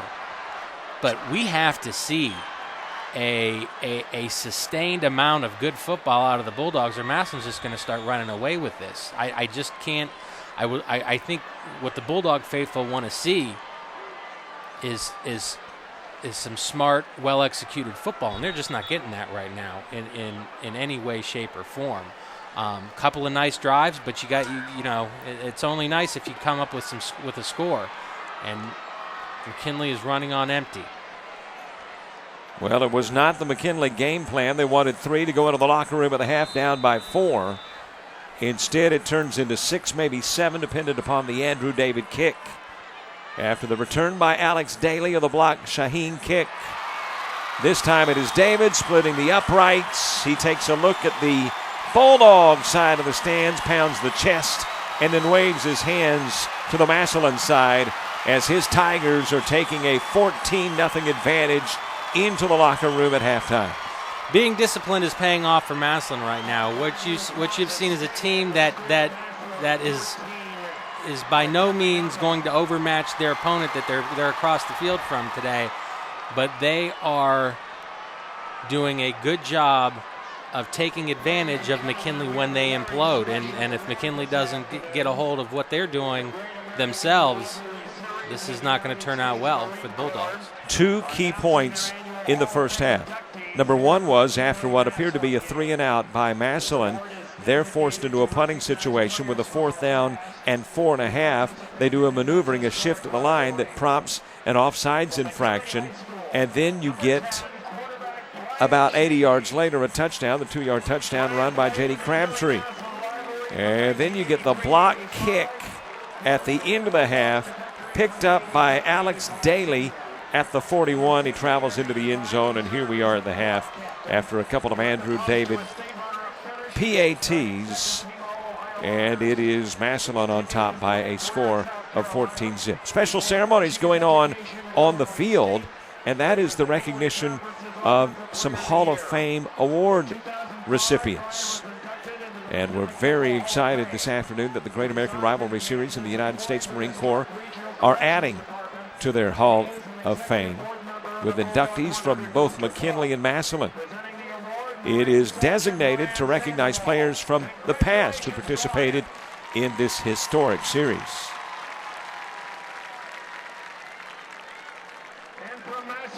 McKinley, that was Brian Cheney, who played in the McKinley-Massillon rivalry from 83 to 85, quarterbacking the Bulldogs to victory. In 84 and 85, he served in his senior season as quad captain. Led the Pups to a state runner-up finish while earning second-team All-Ohio honors. Finished out his education with Illinois. And for Massillon, Eric Wright. Eric, a 92 graduate of Massillon. Started in 3 Massillon-McKinley football games at linebacker. Won the 89 contest and the 91 contest. Playing at running back, scored the first Tiger TD in the 91 team. Following his graduation, Eric went on to Kentucky, where he continued his football career. Our hats off to both McKinley's Brian Cheney and Massillon's Eric Wright for being inducted into the Great American Rivalry Hall of Fame. Thank you, United States Marines, for your participation as well. It is halftime, and the Tigers are on top by a couple of TDs and a couple of PATs. We're back with more after this. The Great American Rivalry Series in its 10th anniversary. It's brought to you by the United States Marines. Students, wanting to go to college? Parents, wanting to send your high school student to college? Know how you're going to pay for it? Give us 2 minutes and we'll tell you everything you need to know. There's no need to worry about how you're going to pay for college anymore. We'll show you exactly how to find grants, scholarships, and if you need it, a loan with the best terms available. SLFC is here to help. The Student Loan Finance Corporation works closely with students, as well as their lenders and schools, to alleviate education loan headaches. SLFC specializes in helping students with and servicing alternative loans that feed hungry minds nationwide. SLFC has now introduced a new loan program through member banks of the ICBA, the Independent Community Bankers Association. The iHelp Loan Program enables students to fill their needs when financing their education. We ensure that anyone who wants to pursue post-secondary education has access to timely, adequate financing and experienced helpers. Through the iHelp Loan Program, students are offered loans with low interest rates and no teaser rates. The program provides private student loans designed to supplement but not replace scholarships, grants, and other financial aid options, including federal student loans currently offered on college campuses. Not sure where to start? SLFC has designed a website with tons of resources for helping you plan for and fund an education, whether you're in college now or plan on attending college soon. Let's break it down. First, the Planning for College section. This provides you with a timeline to guide you through several of the steps you need to know about when applying to schools. The Paying for College section will help you navigate your way through the financial aid process, making it easier for you to take advantage of all the options available to you. For example, did you know there are hundreds of scholarships available, and many are actively looking for students? You don't have to be valedictorian to earn these scholarships. We have the details online. The Toolkit helps you choose a college and career based on your interests and needs and features our exclusive trend tracker that matches you with colleges based on a variety of criteria. Imagine, all in one place, the costs of each college, the average test scores, and dozens of other features, all in one graphic map. And finally, if you need to borrow money for college, as most Americans do, SLFC and the iHelp Loan Program may be your best option. The loan features the most competitive rate available and is offered through your local ICBA bank with the help of SLFC, the student loan company thousands have trusted to help them pay for college. Go to slfc.com and explore all of your options now.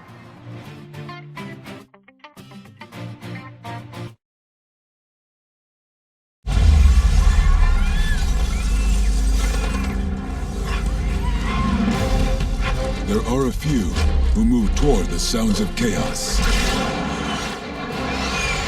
ready to respond at a moment's notice.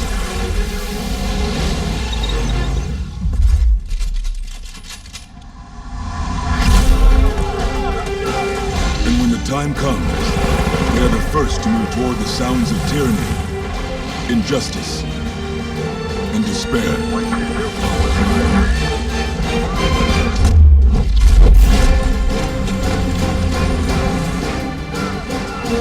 They are forged in the crucible of training. They are the few, the proud, the Marines.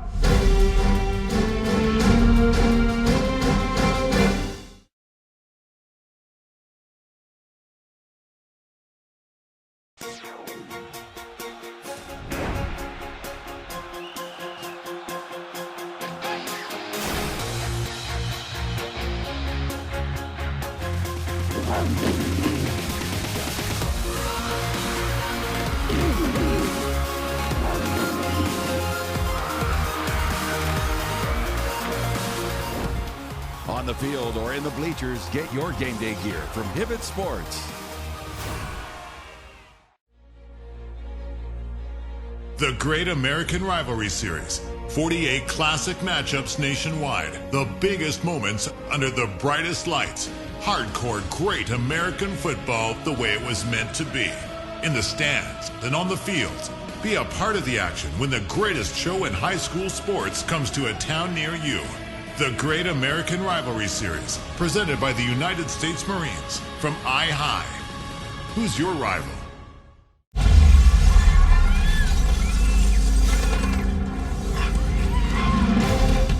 There are a few who move toward the sounds of chaos, ready to respond at a moment's notice.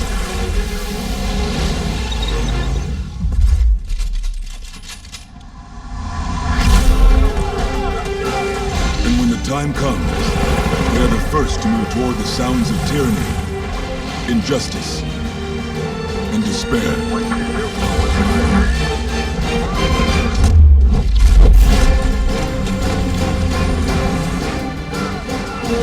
They are forged in the crucible of training.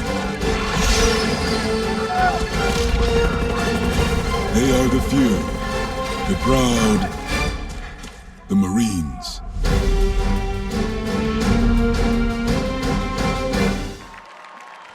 Halftime, Tigers with a 14-0 advantage, scored their first touchdown with 8:01 to play in the first. Scored their second touchdown of the first half with no time left on the clock. Let's send it down to the sidelines to what's got to be an energetic, electric side of the stadium. Rick Ford, you're over on the Massillon side. I am over here, and you're right. It's absolutely electric. I had a chance to talk to Jason Hall, their coach, as he was leaving the field. He said that not only are they getting some breaks, but their senior leadership is what's been the difference.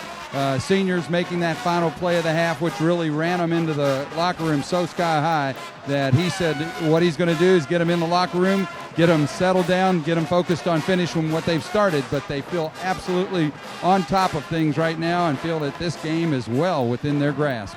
All right, thank you so much, Rick. And what a turnaround, Scott Castor, in that latter part of the first half when it appeared as though they would get, in a worst-case scenario, a missed 37-yard field goal. But in a best case, they put 3 on the board. They're down by 4 going into the locker room at halftime. By golly, they're down by 14 here at the half. And I've got to say, one of the first things I spotted on the kick, of course, you got the penetration by the Massillon defense, their special teams. But I noticed Shaheen, who made no effort after the miss to go after the football. It was almost as if he forgot this is a free ball. This thing can be returned. Well, that would just, and I noticed the same thing too, and that would kind of go along with the script for McKinley so far, in that they are, in terms of what they're doing, their heads at times don't seem to be completely into the game where it needs to be, because again, Massillon's not doing anything special. Let's look at their scores. First of all, you had McKinley defense come out fired up. They get a 3-and-out, and then on a 4th and 5, they have a defensive penalty. Gives Massillon a first down, and Massillon goes down the length of the field and scores. McKinley then starts to put together a couple of nice drives, and this last one looked like it was going to pay off. They had the pace going there the way where they wanted it. They were getting downfield with their running backs. Eric Glover-Williams looked like a new man out there in that latter parts of that second quarter. And again, you brought up a great point with the question of letting the clock, and I really think the question of letting the clock run down and just trying for the field goal, and kind of sitting on those 2 timeouts instead of, trying to tie it up. A little bit conservative, and it did not pay off. Well, a week ago, we were in Louisville, Kentucky. There was a team up by 14, Male at the end of 1. By the time he got to the end of the ball game, Manual had a 32-29 win. So a 14-0 win or lead here at the half doesn't necessarily constitute a win, but it certainly has given Massillon the advantage. It adds a lot. It really adds a lot of emphasis to this drive McKinley's going to have coming out. It's going to be all eyes on that offense to say, okay, now what are you going to do? Are you going to get yourself back into this ball game? Are you just going to kind of curl up and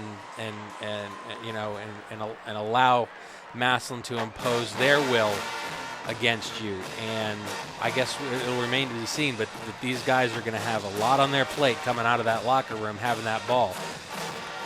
Halftime, Tigers lead it by 14. We're back with more after this timeout. It's the Great American Rivalry's 10th Anniversary Series, brought to you by the U.S. Marines.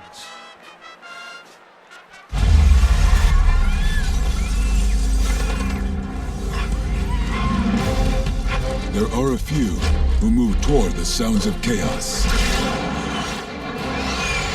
ready to respond at a moment's notice.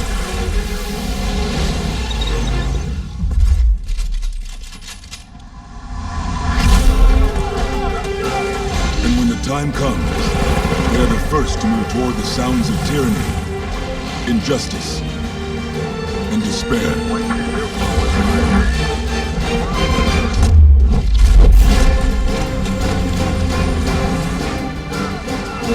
They are forged in the crucible of training.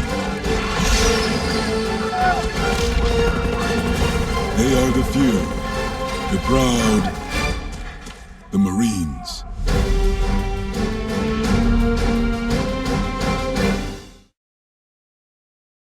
Students, wanting to go to college? Parents, wanting to send your high school student to college? Know how you're going to pay for it? Give us 2 minutes and we'll tell you everything you need to know.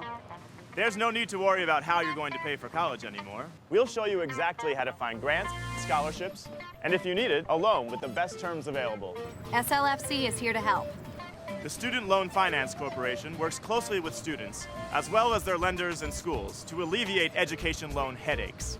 SLFC specializes in helping students with and servicing alternative loans that feed hungry minds nationwide. SLFC has now introduced a new loan program through member banks of the ICBA, the Independent Community Bankers Association. The iHelp loan program enables students to fill their needs when financing their education.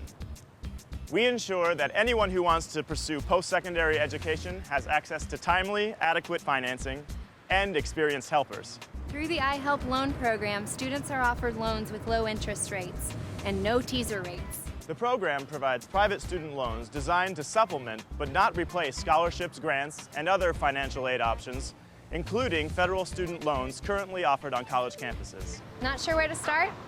SLFC has designed a website with tons of resources for helping you plan for and fund an education, whether you're in college now or plan on attending college soon. Let's break it down. First, the Planning for College section. This provides you with a timeline to guide you through several of the steps you need to know about when applying to schools. The Paying for College section will help you navigate your way through the financial aid process, making it easier for you to take advantage of all the options available to you. For example, did you know there are hundreds of scholarships available, and many are actively looking for students? You don't have to be valedictorian to earn these scholarships. We have the details online. The Toolkit helps you choose a college and career based on your interests and needs and features our exclusive trend tracker that matches you with colleges based on a variety of criteria.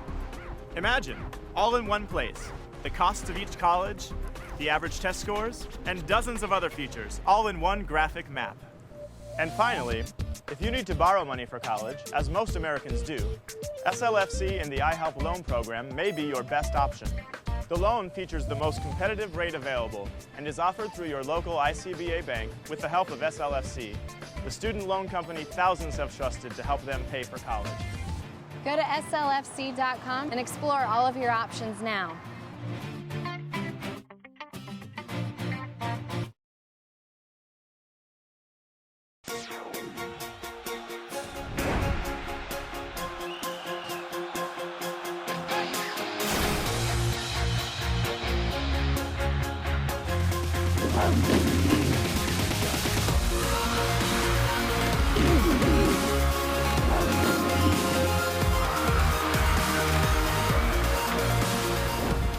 On the field or in the bleachers, get your game day gear from Hibbett Sports.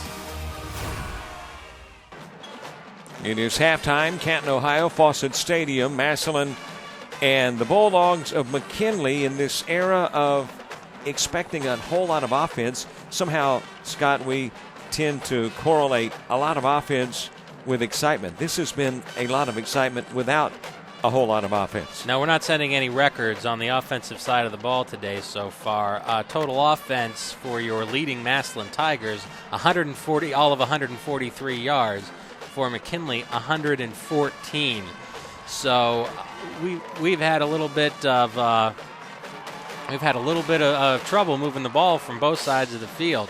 Surprising stat to me is those penalties. Boy, it sure feels like McKinley has a lot more penalties than Massillon does, but they've got 5 for 35 yards. Massillon has 6 penalties for 45 yards.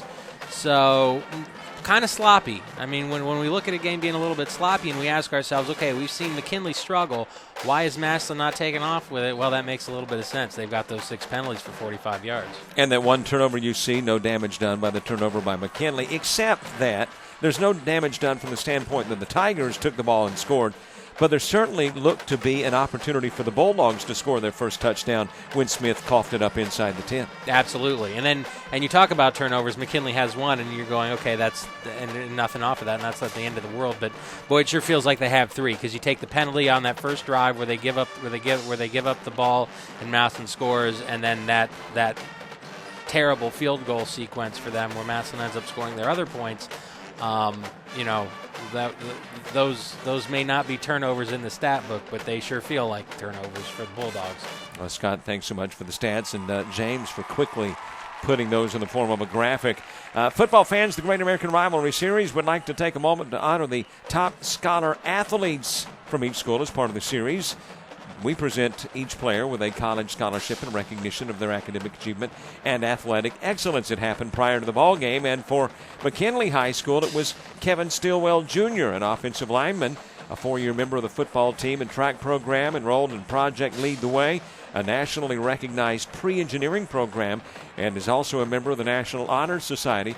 Kevin holds a 3.64 GPA and plans to attend college to study civil engineering and participate in track.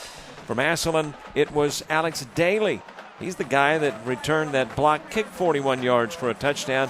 He was honored prior to the game as a 2-year letterman in football and baseball, excels in the classroom, earning selections to the National Honor and National Vocational Technical Honor Societies. Alex's leadership skills led to election to student council and president of the marketing class in the community. He's a member of the parish council. Alex has not selected a university, but wants to major in dentistry and in business. Well, it is halftime. It's a Tiger 14-0 lead, but this is a Great American Rivalry Series.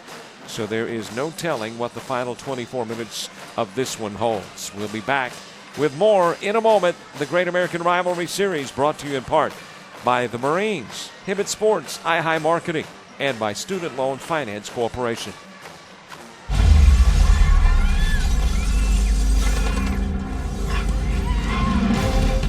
There are a few who move toward the sounds of chaos,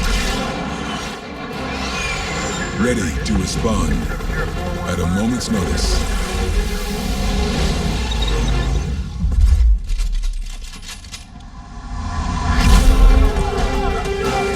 And when the time comes, they are the first to move toward the sounds of tyranny, injustice, and despair.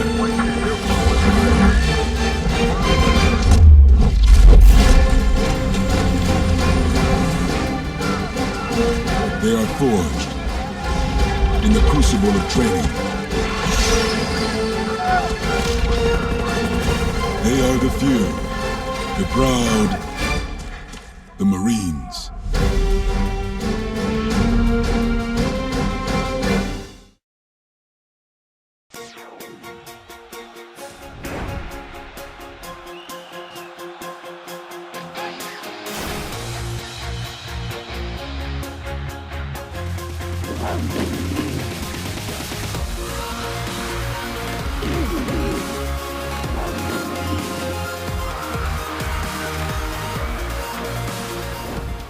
On the field or in the bleachers, get your game day gear from Hibbett Sports. There's no need to worry about how you're going to pay for college anymore. The iHelp loan program enables students to fill their needs when financing their education. If you need to borrow money for college, as most Americans do, SLFC and the iHelp loan program may be your best option. The loan features the most competitive rate available and is offered through your local ICBA bank with the help of SLFC, the student loan company thousands have trusted to help them pay for college.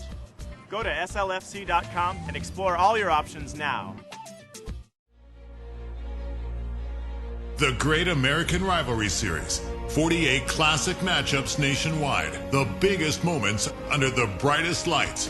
Hardcore great American football the way it was meant to be. In the stands and on the fields. Be a part of the action when the greatest show in high school sports comes to a town near you. The Great American Rivalry Series, presented by the United States Marines from iHigh. Who's your rival? Halftime, 14-zip, Tigers on top. Well, we know that close to 7,000 viewers already watching the game. We want to say hello to all our viewers from across the country and around the world watching this one between the Tigers and the Bulldogs. It has been a dandy 14-zip score, and it's the team that, well, some would say wasn't supposed to win the game that's on top. There are others who said they had more to play for, so they were going to be the favorite. But again, as I mentioned going into the break, you got 24 minutes of football left in this one. Heck, we don't know if it'll be the Tigers who take it or the Bulldogs who win it. A lot of time left. I've seen this game switch on a dime many times. I've seen many leads lost, regained, and lost again. So in the second half, one year I can remember back in 1999. Boy, McKinley and Massillon. It was a great one. McKinley was coming off a state championship in 1998. And came into this game with maybe one or two losses, but still that gleaming hardware in their trophy case from the year before. Had a 7-0 lead at the half, and they ended up losing 35-7 when it was all said and done. So we should be in for a treat here in the second half. What about this rivalry too? We talked about earlier. As a matter of fact, it was part of the pregame. It's the 14th oldest in the nation. It is here, obviously, at the home of the Pro Football Hall of Fame game. It's the 123rd meeting of these two. We know that Massillon leads the series, but there's more to it than that. I mean, the students get involved. It's more than just a football game. It's a rivalry that goes beyond the gridiron. If you've been around, anybody who's been around this area during this week knows that at Massillon Washington High School and Canton McKinley High School, a lot of learning falls by the wayside the week of Massillon McKinley. Lots of time spent at pep rallies after school. Lots of time spent decorating the school from one end to the other. So this is a big-time community event for everybody involved, and the world kind of stops here in Stark County as they prep for this one. Well, and if you wonder, since we're sitting right across the parking lot from the Pro Football Hall of Fame, as to whether there have been any NFL players on this particular turf, that's a no-brainer. Of course, there have been, and there is a lengthy list of individuals who have played their NFL career later and have played some high school football right here in this rivalry between Massillon and McKinley. Well, both teams are back onto the gridiron. You've got McKinley in the corner, and now over on the sidelines, Massillon. We are just a few minutes away from the start of the second half. 14-0 advantage, 8:01 to play in the first. It was J.D. Crabtree with a 2-yard touchdown run, and the Andrew David kick followed, and then with no time on the clock, a blocked Austin Shaheen kick picked up and retrieved 41 yards for a touchdown by Alex Daly. Andrew David again true on the extra point try, and it is 14-zip here at the half. When we come back, second half action, 24 minutes of football left, or maybe then some. Who knows? Might have a little OT in this one. It's the Tigers on top of the half, though, 14-zip. We're back after this, the Great American Rivalry Series, brought to you by the U.S. Marines.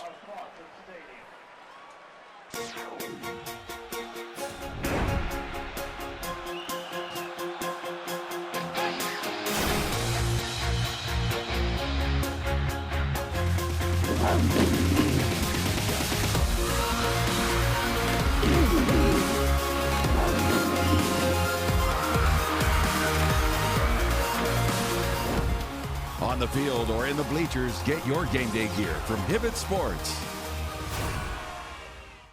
There's no need to worry about how you're going to pay for college anymore. The iHelp loan program enables students to fill their needs when financing their education.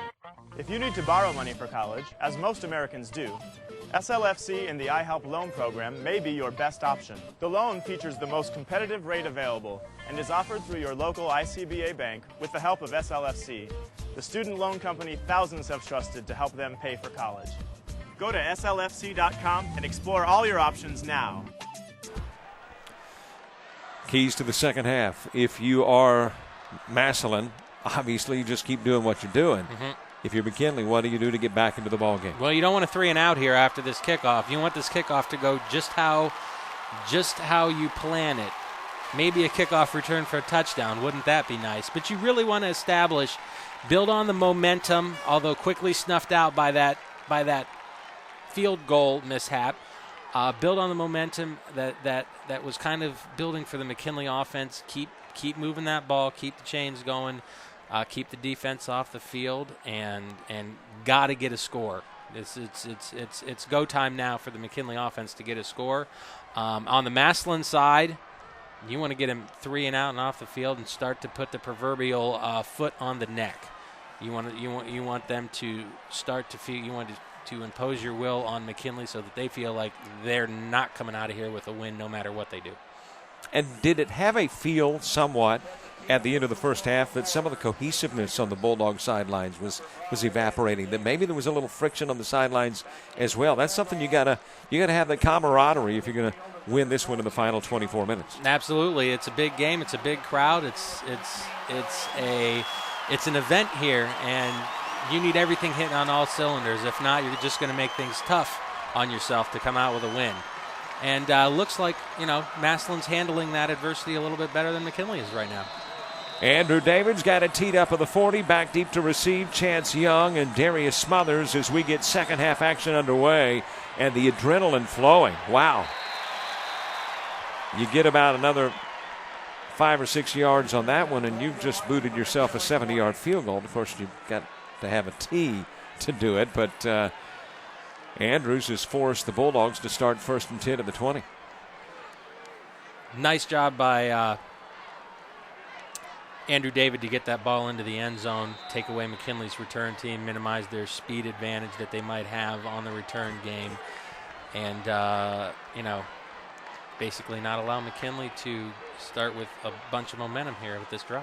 Eric Glover-Williams at the helm. And on the quarterback keeper after the fake to short, Williams snuffed out of the line of scrimmage. Fake the sweep. Massillon was not buying it. They keyed in on Glover, and no gain. Glover lucky to get, looks like he got one there, so he was lucky to get anything out of that. Second down long, 2nd and 9. Twin receivers to the opposite side. One to this. Jared Smith in the backfield beside his quarterback. That is Williams. Williams on the pass play, and the pass play incomplete. Looked like he had it and he dropped it. Incomplete. Just a nice little quick route there, and could not come up with the ball. And now the Massillon fans are going to get excited because they smell blood in the water. Bryce Short couldn't hang on, 3rd down and long. Big play early for McKinley here in the second half. Williams rolls out, steps up, fires, and we don't know where he was going on that one. Got a guy on the sidelines wearing a white jersey. Well, this went out exactly as most things seem to have gone for McKinley in this game. This is exactly what they didn't want to happen. Massillon has to be feeling great right now. And although that sea of orange across the field from us are going to start to play more of an effect in this game because they are going to be getting pumped up. Xavier Hatchett stands inside his 10, awaiting to kick to Brosnick, who stands at midfield. Should have excellent field position. It is kicked away from Brosnick. Does take a Bulldog roll. Nice roll inside the 30.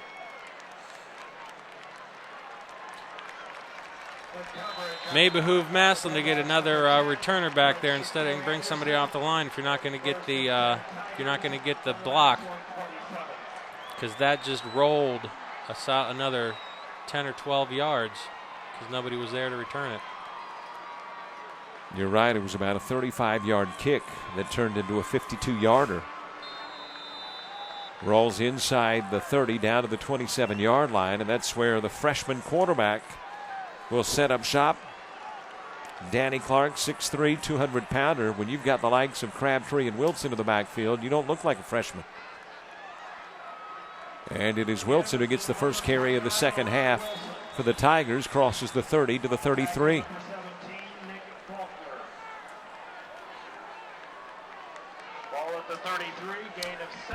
Well, it's gut check time for McKinley. The question is going to have to ask themselves is, can we will anything to go our way? Got to play smart, got to play calm, got to execute. Massillon, on the other hand, they're just out there having fun. Second down and 6, football at the 33. Opening moments of half number 2. Huge hole, but it was shut down quickly. Looked like Wilson was going to pick up sizable yardage. But that hole cut down quickly, and I'm not so sure it was shut down quickly as another flag. Wow. That is the highest flag I have ever seen in my life. That looked higher than some of the punts we've seen today. And it came in very late, and obviously there is some extracurricular activity continuing to go on after the fact. And we got some McKinley players trying to be leaders here and telling these other players who are messing up, don't let it happen.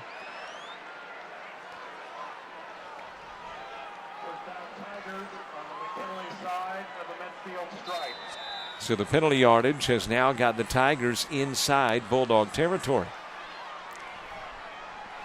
Well, there's still time for the Bulldogs to get things together, but they are self-destructing. As Clark fires long.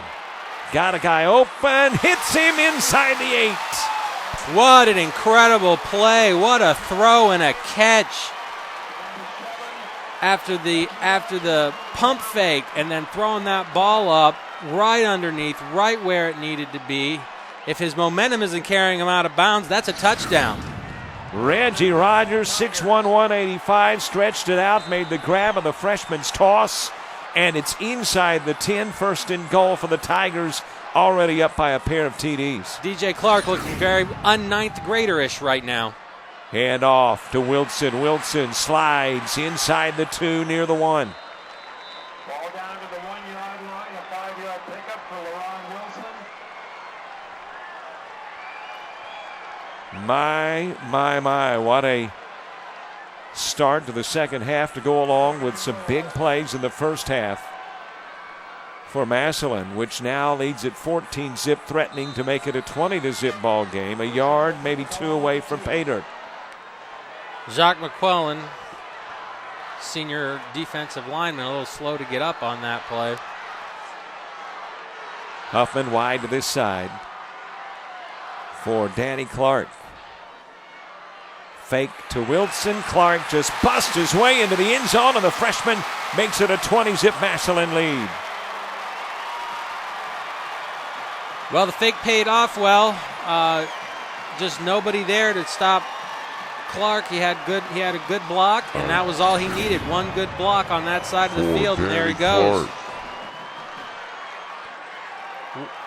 Quite a hole in old number 3, Nicholas Ricks, who was really creating some havoc for the Bulldogs in their favor earlier in the game, cannot get the young freshman down. Andrew David trying to make it a 21-0 ball game. And he does. 21-zip. It's the Tigers on top, 9:14 to play in the third. We are back after this. The Great American Rivalry Series, its 10th anniversary, brought to you by the U.S. Marines. There's no need to worry about how you're going to pay for college anymore. The iHelp loan program enables students to fill their needs when financing their education. If you need to borrow money for college, as most Americans do, SLFC and the iHelp loan program may be your best option. The loan features the most competitive rate available and is offered through your local ICBA bank with the help of SLFC, the student loan company thousands have trusted to help them pay for college. Go to slfc.com and explore all your options now. 21-zip, Tigers on top, shocking the McKinley Bulldogs. But this is a Bulldog team that can overcome a 21-point deficit, but they've got to make amends quickly. They've got quick strike capability, but they need a score, and they need it now. They got to get this to. They got to get a score. You know, if they're down 2 scores, even at the fourth quarter, I'll give them a fighting chance. But they need something, and they need it fast. Again, you've got Chance Young, Darius Smothers back deep to receive. Wilson for the Tigers, our first rusher to break the century mark at 102 yards now. Well, and it was the running game that set up the pass play that set up the touchdown. You're expecting more of the run game, and all of a sudden, Clark just rears back, fires downfield, and finds Rogers on the pass play that gets the Tigers inside the 10. Yep, and 201 yards for Massillon, total offense to 115 for McKinley. That is strongly in Massillon's favor now. Another touchback, another start of the 20 for the Bulldogs.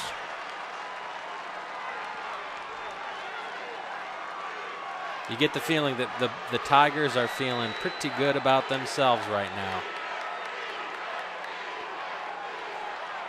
You can hear those Tiger fans chanting defense, wanting to see another 3 and out for their Tigers. Break this game wide open. First down and 10, football to the 20. Hand off to Smith, and Smith gets a couple of yards. Massillon would love nothing more than for the Bulldogs to keep it on the ground. Well, McKinley's going to stick with the run game because they have to, so they better figure out a way to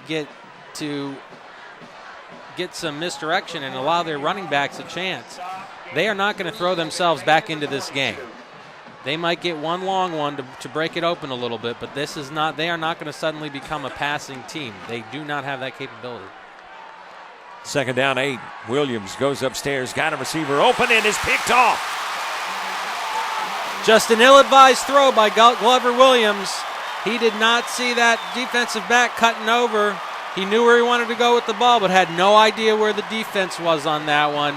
And this made just the beginning of the end. And I hate to say that at 8:37 in the third quarter, but it is not looking good for the Bulldogs right now. Saib Isles, 5'9", 153-pounder. Picks off the pass. Williams almost threw an interception earlier when Reggie Rogers had his hands on it in the first half. This one right into the gut of Isles, and all of a sudden, Massillon in danger of putting this one out of reach for the Bulldogs. Wonderful field position for the Tigers right here. They can put an exclamation mark on this right now. Clark, and he's got him to Huffman, just out of reach, and a late penalty flag. Another high one.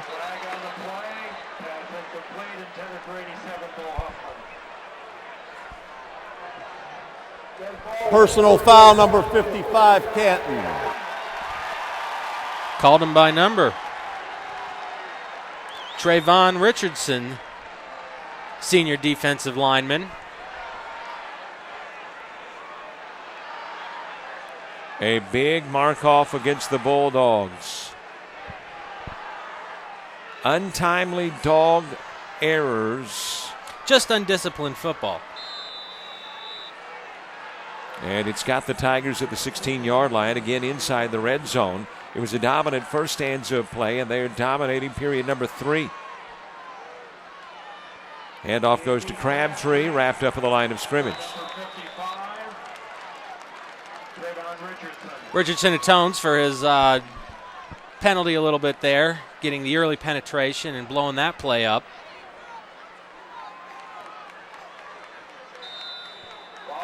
$8:11 left to play in the third.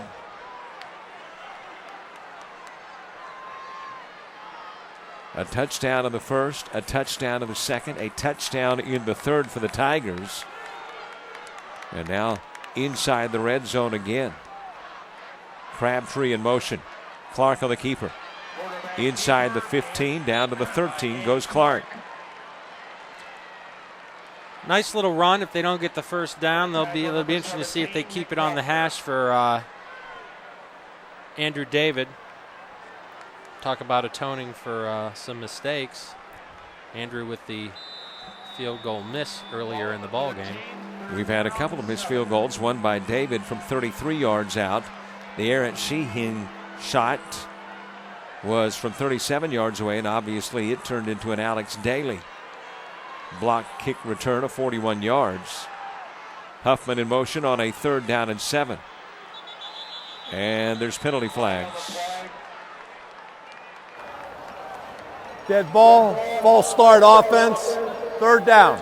I'm not the most observant person on the planet, but nothing seems to go well for Massillon whenever they try that delay play. I may have missed it where it worked before, but I've certainly noticed where it doesn't. Rain beginning to fall. If you will notice the official using a towel to wipe off the football as rain is falling on Fawcett Stadium.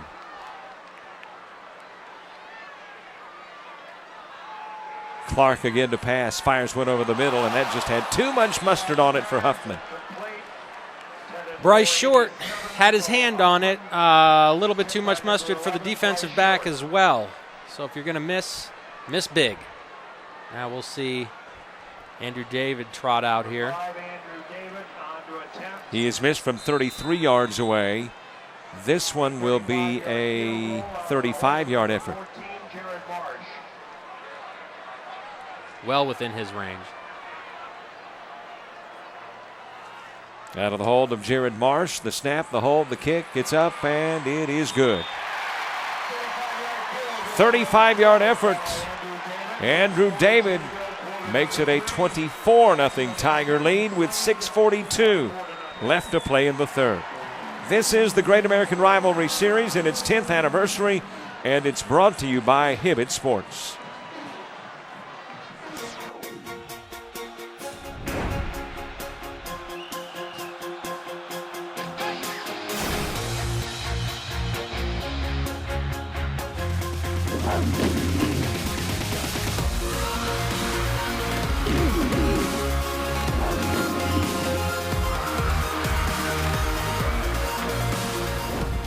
On the field or in the bleachers, get your game day gear from Hibbett Sports.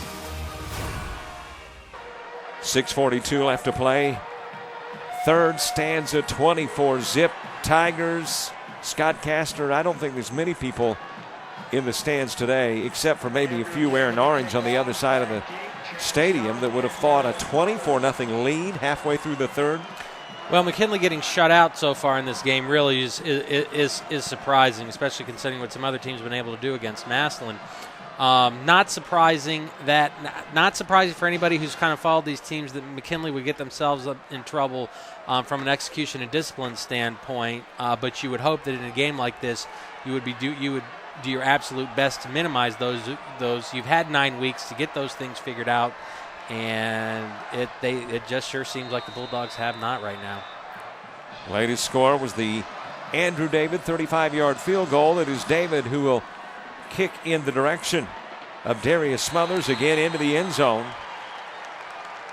And those kicks almost as effective as field goals for Andrew David because it's denying opportunities for the Bulldogs to get some decent field position. Absolutely. You will take McKinley starting at their own 20, especially with their offensive struggles right now, every single series. And as long as Andrew David keeps putting that ball in the end zone, that's exactly what they're going to get. And they're going to give their defense a heck of a good opportunity to stop this Bulldog offense from gaining any traction. It'll be interesting to see. It's now officially do or die time here with 6 minutes and 42 seconds left in the third quarter.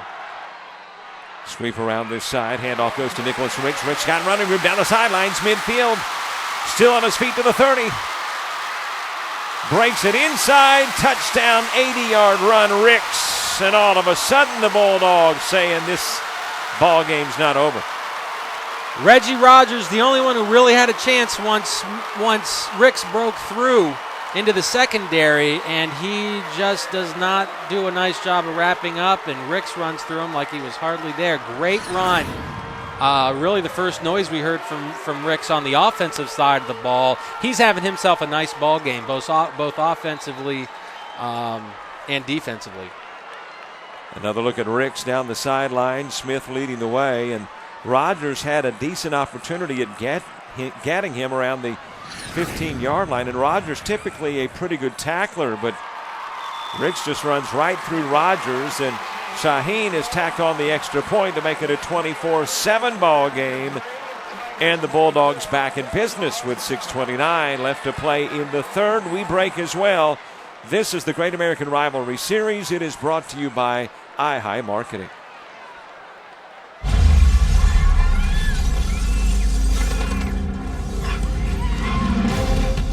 There are a few who move toward the sounds of chaos,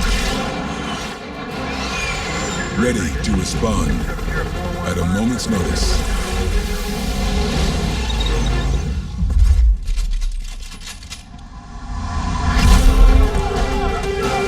And when the time comes, they are the first to move toward the sounds of tyranny, injustice, and despair.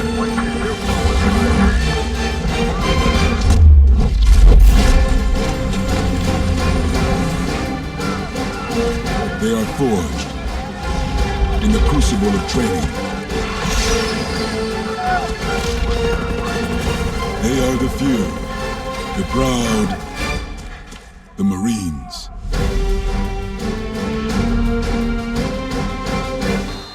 Marcus Whitfield, Reggie Rogers back deep to receive the kick of Austin Shaheen. After the 80-yard Ricks run to make it a 24-7 ball game. Here comes Rogers. Out to the 43, excellent field position for the Tigers. Well, Nicholas Ricks for the Bulldogs vaults himself right up into the leading rusher category for McKinley. He has now has 90 yards on the ground, 80 of those on that run. He's got 2 rushes on the day, so he's averaging 45 a run right now. Well, maybe the Bulldogs just needed a little rain to fall. Once the rain starts, they pick up their offense. First down, 10. Football on the 43-yard line. Let's see how the Tigers respond to the dog score as we are inside 6.5 to play. Huffman, the guy in motion. Clark. Hand off to Wilson. Make that Crabtree. Tried to bounce it to the outside, and Crabtree wrapped up at the 38.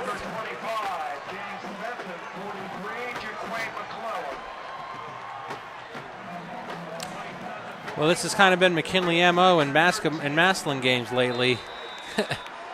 Get to the point to where you think there's no way they can come back from this hole they've dug themselves in, and then all of a sudden get out, bust off a big play, and make it interesting.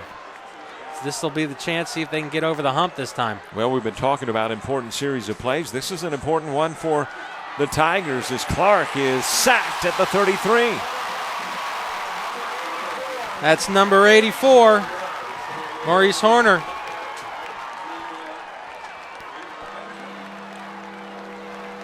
Another senior defenseman for the Bulldogs. Haven't called his name yet. It's going to take some more. It's going to take an effort for some other people to step up whose names we haven't heard if McKinley's going to get back into this game. Tigers now looking at a 3rd and 19. They've got to get it inside the 47 of the Bulldogs to pick up the first. And this is the noisiest it's been on the home side of the stadium this ball game. Clark. And we've got an infraction, I believe. More laundry.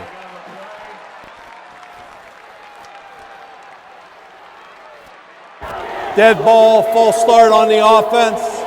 3rd down. 5 more yards. Well, if 3rd and 19 wasn't enough, try on 3rd and 24. The sloppiness theme seems to be continuing throughout the thread with both these teams, despite Massillon having what seems to be prohibitive lead right now. Somehow it doesn't feel like a huge lead. No, it doesn't. Especially when you're looking at this particular 3rd and long. Wilson runs into his own guy. Whitfield at the 41-yard line. Not saying he would have gotten the first, but he would have gotten more if Whitfield hadn't been the obstacle. Kind of an unfortunate circumstance there, but you probably don't plan for that ball to necessarily go that far on that play either. Punting situation for the Tigers with 4:07 to play in the 3rd. David to handle the chores, and it is Chance Young who awaits at his 18. Strong rush, decent kick. Hits and takes a roll that bounces off Young, able to get it back in the 9. Avoids disaster at the 9, but only gets to the 14. Well, that was I really expected him to kind of just stop and watch and see if that ball goes into the end zone, although it was angling out of bounds. So give the young man credit because he saved a lot of field position by picking up that ball. Unfortunately, he picked it up, dropped it, and then had to pick it up again, which made things very interesting. Just moments ago, it was Ricks on an 80-yard touchdown run. Let's see what the Bulldogs have in their bag of tricks from the 14, where it is 1st down and 10. Rain's coming down steady now here at Fawcett Stadium. Snow expected later on tonight as temperatures drop into the lower 30s. Currently, though, we've got about a 45 degree temperature and a wet football that is dropped on at the 6. It's the second time we've seen that issue with the snap, at least the second time we've seen the issue with that snap being a little bit high for Glover Williams to handle. McKinley lucky to fall on it. This is not the end of the field you want to be messing around. And now the officials asking for time to get as much of that moisture off the football as possible. 2nd down and 16 as the football is back to the 7. You don't want to be in 2nd and 16 on your end of the field when you're really having to rely on the ground game. Williams back to the line of scrimmage and a yard or two more. The line of scrimmage prior to the bobbled snap. It is 3rd down and 8. Football at the 15. Nice run by Williams. Got them into a more manageable, I don't know what I'd call it manageable, but a more manageable 3rd down here. Williams will bring it to this side, then cuts it back up the middle, stumbles his way forward. Going to be about a half a yard short, it looks like. You wouldn't think of it, would you, on 4th and short, going forward? Not here? On this end of the field.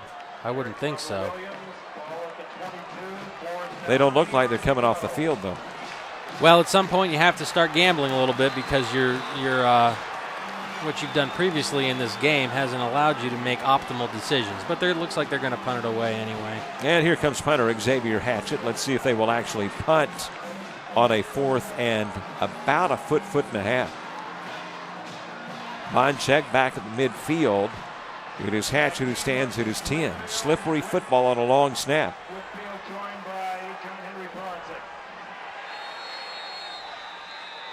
And now a penalty flag.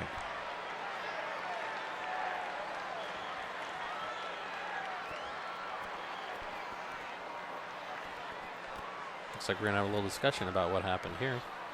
2 minutes showing on the 3rd quarter clock. 24-7 Tiger lead.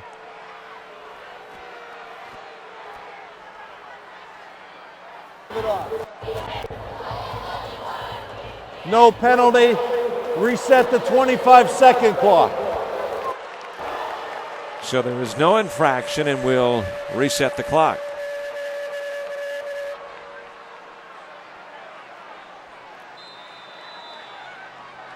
Rain continuing to pick up on a 4th down and short. Hatchett to kick. Now you've got a couple of guys back to receive. And it is the Here's fake. The fake. And it is the first. And it is more than the first. Across the 45-yard line goes Cortez Nelson. Well, when you put key members of your offense as your up backs in that formation, you're going to allow yourself the opportunity to give that a shot. Not surprised to see this McKinley team take some risks right now, because they still need quick scores. Football is at midfield where it is 1st down and 10 for the Bulldogs. The offense back onto the field after the 4th down conversion.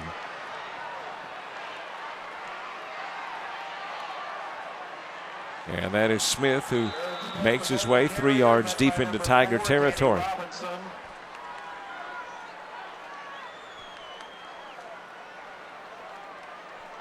Nice clip of yardage for McKinley. These are the kind of runs that they're going to need to sustain drives.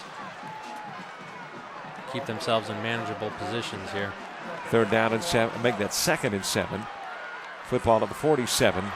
Glover Williams trying to get to the outside, sees nothing, looks back, goes back outside, and gets close to a first.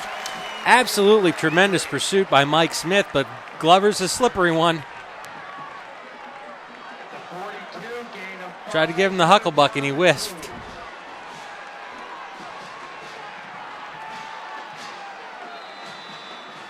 Third down rather, and 2. Football at the 41. 1:15 left to play in the 3rd. Breaking tackles is Ricks, and then finally wrapped up at the 45. Not what they wanted to do. It looked like the handoff Glover was really decided what option he wanted to go with there, because he kind of held that ball in Rick's breadbasket for a while there, and by the time he finally let that baby go, that play was about done. Another fourth down situation for the Bulldogs. Fourth down and not quite as manageable as that fourth and a foot and a half, but it's certainly better field position if you're going to go for it on fourth and 5. Williams on the quarterback keeper. Wrapped up, stopped. He won't get the first, and the football will belong to the Tigers. Well, when we talk about not being able to throw yourself back into this game, these are the kind of plays that McKinley's going to need to absolutely have to execute. And if you can't execute that bread and butter, you can't come up with something that's going to surprise that defense a little bit. You're going to have a lot of trouble making first downs, especially on a 4th and long. Well, there's some motivation going on in the third stanza for the Bulldogs. Question is, will it be enough to get them back into the ballgame in the fourth stanza? 27 seconds remain in quarter number 3. If you're McKinley, you have to be worried about the fact that you haven't sustained a drive now for a while. You know, you had the home run that got you the touchdown, and that's about it. First down and 10. Wilson on the carry to midfield. And with 25 on the play clock and 16 on the game clock, you would think Massillon perfectly content with wrapping up the third and going into the fourth with a 24-7 lead, and that is exactly the case. Rick Ford's got a very special guest, a member of the United States Marines, as we head to the fourth stanza. Rick Ford, take it away. Thank you, Robert. I'm down here with Chris Childress, who is a Marine from the San Francisco Bay Area, but it feels like we ought to be in the Navy today, given all this water we've got going on here. What do you think about being a part of this great big game here in the Rivalry Series? Well, it's my second one that I've done, and it's been a great time every time. And I'm just glad to be here and see both my schools competing against each other and creating a good rivalry. Well, I talked to your counterpart earlier, and we talked a little bit about where he's been. I see you've got some things hanging there. Where have you been around this world? Oh, I've been to about 22 different countries in my time so far, but not all of them been bad. Some of them actually been pretty good. I'd say Australia and Thailand were my favorites so far. Well, we thank you for your service. We appreciate all you guys do to make this rivalry series possible and everything you do for our country. Well, I'm just glad to be here, and I'm glad that there are plenty of people out there that support us each and every day. And I just want to thank everyone that appreciate us for what they do, and we'll continue to serve as long as we're needed. There you have it. Chris Childress, United States Marine Sergeant, down here on the field. Back to you, Robert. All right, thanks so much, Rick, and thanks so much to the United States Marines. What a terrific job they do in protecting this nation. We are getting into the fourth stanza of play. Massillon with a 24-7 advantage. Had a temporary shift, Scott Castor, in the momentum when you had the 80-yard Rick's touchdown run. Is that enough momentum shift to get the Bulldogs back into the ballgame in the final 12 minutes? Not if they can't get off the field very soon defensively. It's going to be just a little bit too little, too late. Really need to stop right here. You've got them in second. You need to get this. You need to not let them get them to a very long third down. They're going to start running the ball a lot.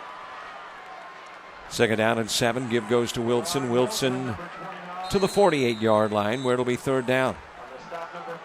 Well, the clock is certainly a Tiger friend, a Tiger ally here in the fourth with 11:48 to play and a 24-7 advantage. It is, though, a two-possession ball game if you can score a couple of touchdowns and get the extra points, the two-pointers. Certainly not a dominant performance by Massillon by any means, so anything can be overcome here at this point. Whitfield in motion. Whitfield gets the call, gets around the right side, gets the first, gets more than the first, shoved out at the 30. Can't overcome with tackling like that, though.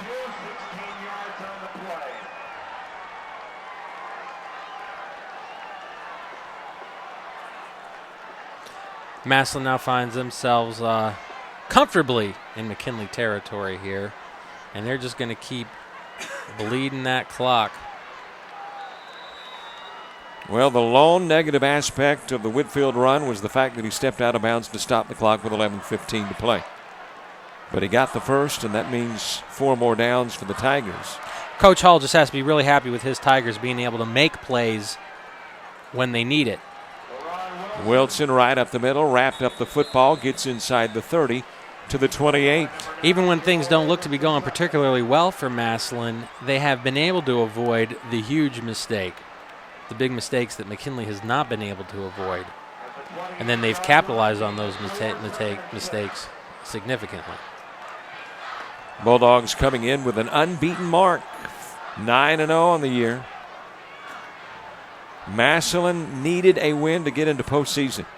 First time since 2006 that this McKinley team has come into this game 9-0. Wilson powers his way inside the 20, first down and 10 for the Tigers. That was a 10-0 win for Massillon back in 2006 over in Massillon. That was a McKinley team that made it all the way to the state regional final.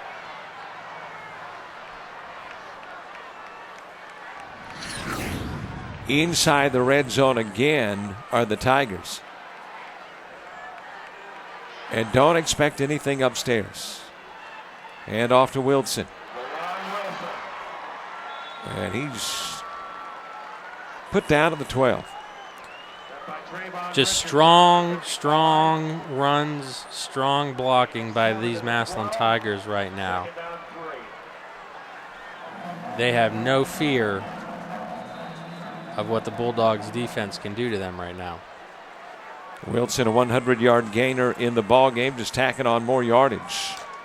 And we'll get a steady diet of Wilson and Crabtree, maybe a Clark carry every now and then. Wilson down to the 10-yard line. He will be very close to a first, 3rd and short.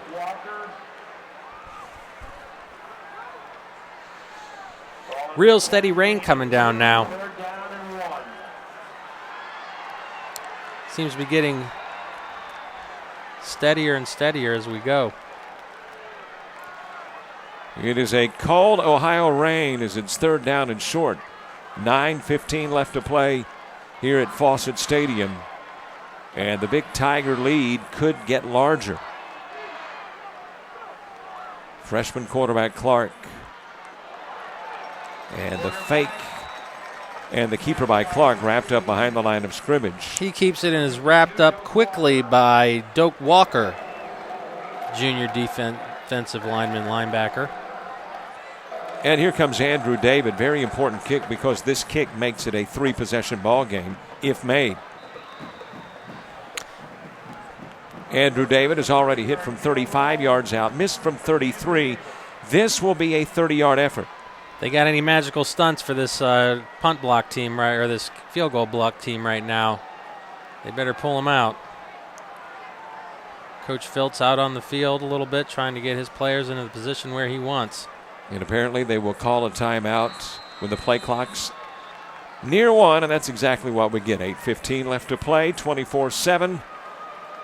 Andrew David and his Tigers trying to put this one out of reach, trying to make it a 3-score advantage as we near the 8-minute mark of the ball game on a rainy Saturday afternoon. We're back after a timeout. The Great American Rivalry Series is in its 10th anniversary, and it's brought to you by Student Loan Finance Corporation. There's no need to worry about how you're going to pay for college anymore. The iHelp Loan Program enables students to fill their needs when financing their education. If you need to borrow money for college, as most Americans do, SLFC and the iHelp Loan Program may be your best option. The loan features the most competitive rate available and is offered through your local ICBA bank with the help of SLFC, the student loan company thousands have trusted to help them pay for college. Go to slfc.com and explore all your options now. Tigers on top, 4th down, 30-yard field goal effort from Andrew David. He is 1 for 2 in the field goal department, 3 of 3 on PATs. The hold, the kick, up and good. Kind of a line drive kick. David just powers through the uprights there. Not an impressive amount of push by the McKinley line on that particular. And it's become a 3-possession ball game for a team that likes to run the football. Not the position McKinley wanted to be in going into with 8 minutes left in this ball game. Do want to take this opportunity to say we're pleased to have our honorary captains for tonight's game representing the United States Marines, Sergeant Sandoval and Sergeant Childress. They executed tonight's coin toss, and our special guest honoring America's servicemen and women. We certainly appreciate their service to this country and the Marine sponsorship of this coverage. 27-7 ball game. It's all Tigers right now. We haven't seen McKinley mount much resistance here, and really it's just all self-inflicted wounds for the Bulldogs that the Tigers have been able to capitalize on. Again, not a dominant performance to be seen on this field from really anybody, but certainly opportune plays being made by the Massillon Tigers by way of the mistake by the McKinley Bulldogs. Andrew Davids got it teed up at the 40. Meanwhile, back deep to receive again, Chance Young, Darius Smothers. But the Bulldogs may be smothered by the current score. It's a 20-point advantage, 27-7 Tigers, and not a whole lot of time left. And let's see if that adrenaline's got David sending this one again into the end zone. Nope, this one will be returnable. At the 12. Out of the 20-yard line. And Smothers brought down to the 21. Hey, thanks to our friends at News Channel 5 for streaming the game today and supporting this great high school football tradition. Remember, another rivalry football tradition happens this weekend as the Browns and Ravens battle on Sunday, but Monday morning is a great time for all Browns fans to be heard. News Channel 5 has a new mobile cast called Dogs on the Run every Monday at 7. All you have to do is download the newsnet5.com app. And you'll be ready to participate. You can Skype into the show, call in, tweet, and sound off. Whether the Browns win or lose, Dogs on the Run is the most interactive place to talk football. Again, just download the newsnet5.com and check it out on Monday morning at 7 a.m. Incomplete pass on a first down. The high heat is Glover Williams tried to hit Bryce Short out there in the flat. Not necessarily a well-placed ball. Well, we know that probably by the end of this game, talking about Channel 5 and their support, most people in this stadium can probably get together and hope for a Browns win in that Ravens game, I'll tell you that. Williams on the carry out to the 28-yard line. Well, if you're the Bulldogs, you got to have another Ricks 80-yard run or a Williams 80-yard run. Yeah. Or a Smith 80-yarder. And then it needs to be followed up by another Smith, Williams, Ricks 80-yard run soon after that. Try the end around. It is Chance Young trying to get around and cannot. Brought down on the 13-yard line.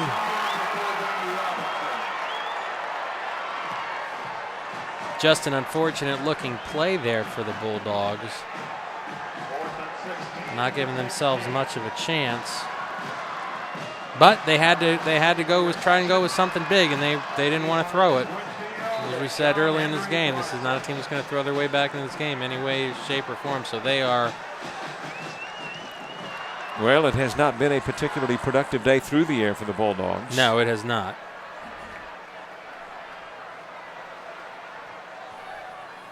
Hatchett to kick. Bronchek back to receive. Oh. Floats out of bounds around the 45-yard line. And that's where it will be 1st and 10 for the Tigers.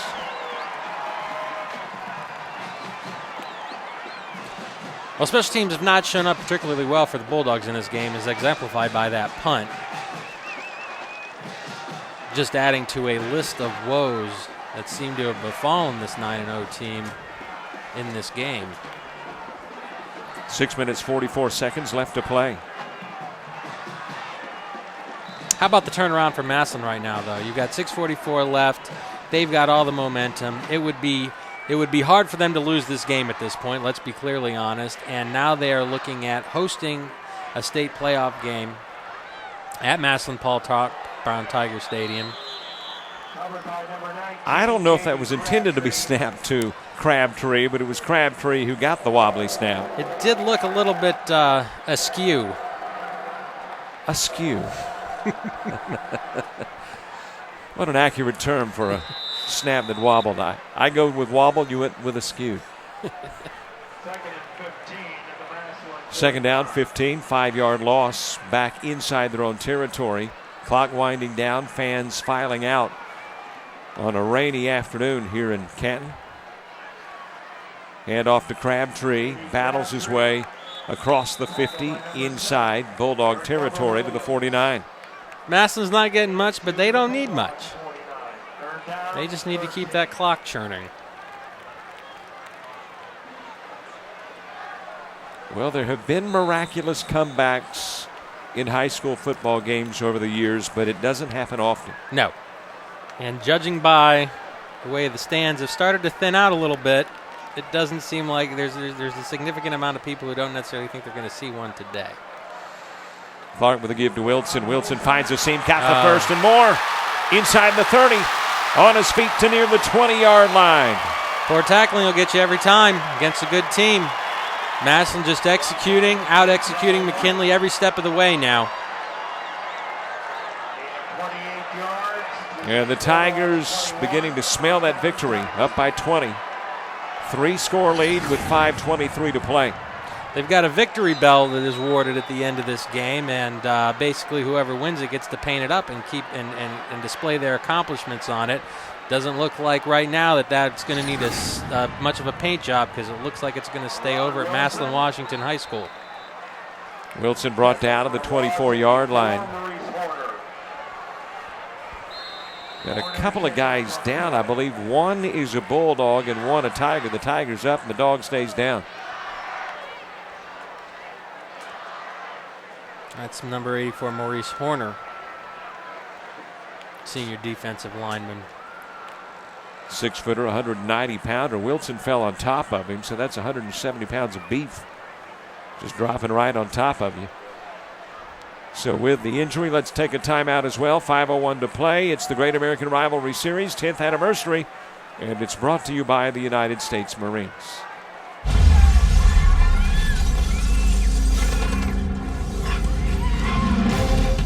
There are a few who move toward the sounds of chaos, ready to respond at a moment's notice.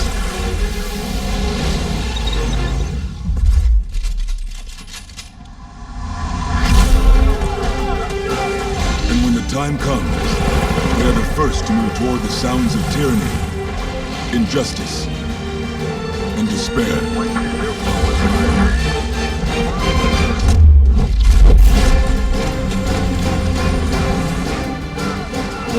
They are forged in the crucible of training. They are the few, the proud, the Marines.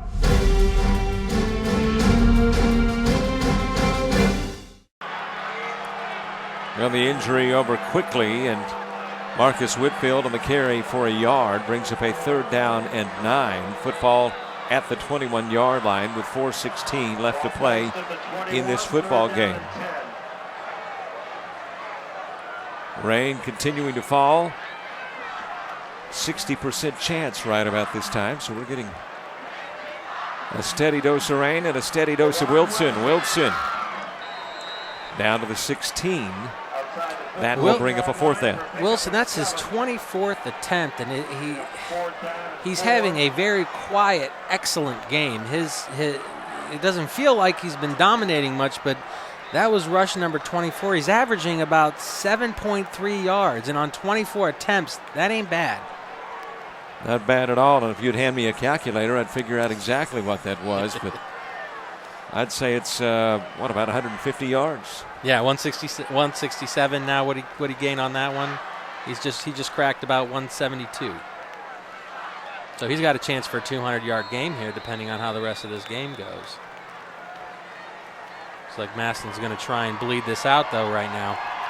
Let the clock tick down to 1 on the play clock. 3:16 on the game clock. Took one of their 2 remaining timeouts. 27-7. Tigers with the advantage. Why don't we take a timeout as well? Be right back with a reminder. This coverage, the Great American Rivalry Series, is brought to you by those folks right there on the screen. fine people with the United States Marines.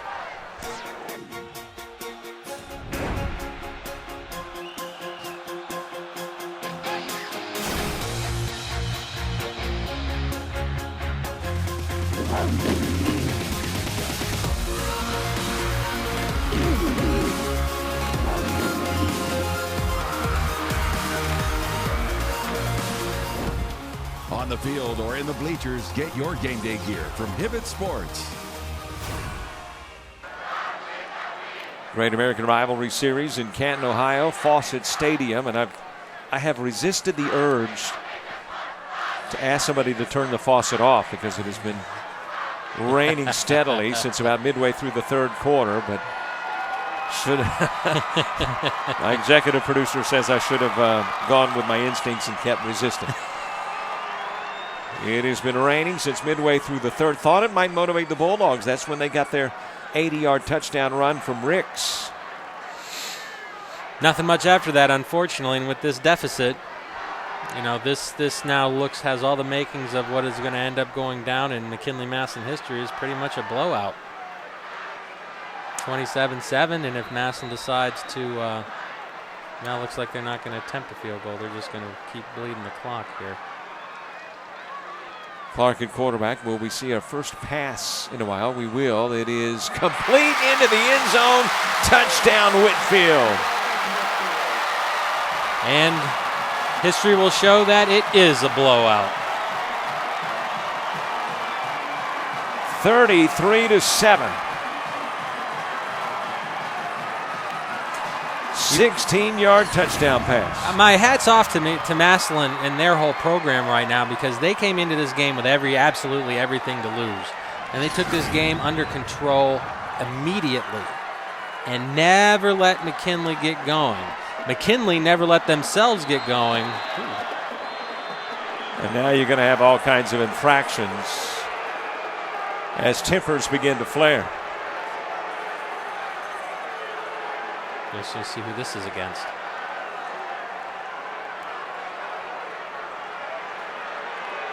Let's wait for the official to sort things through.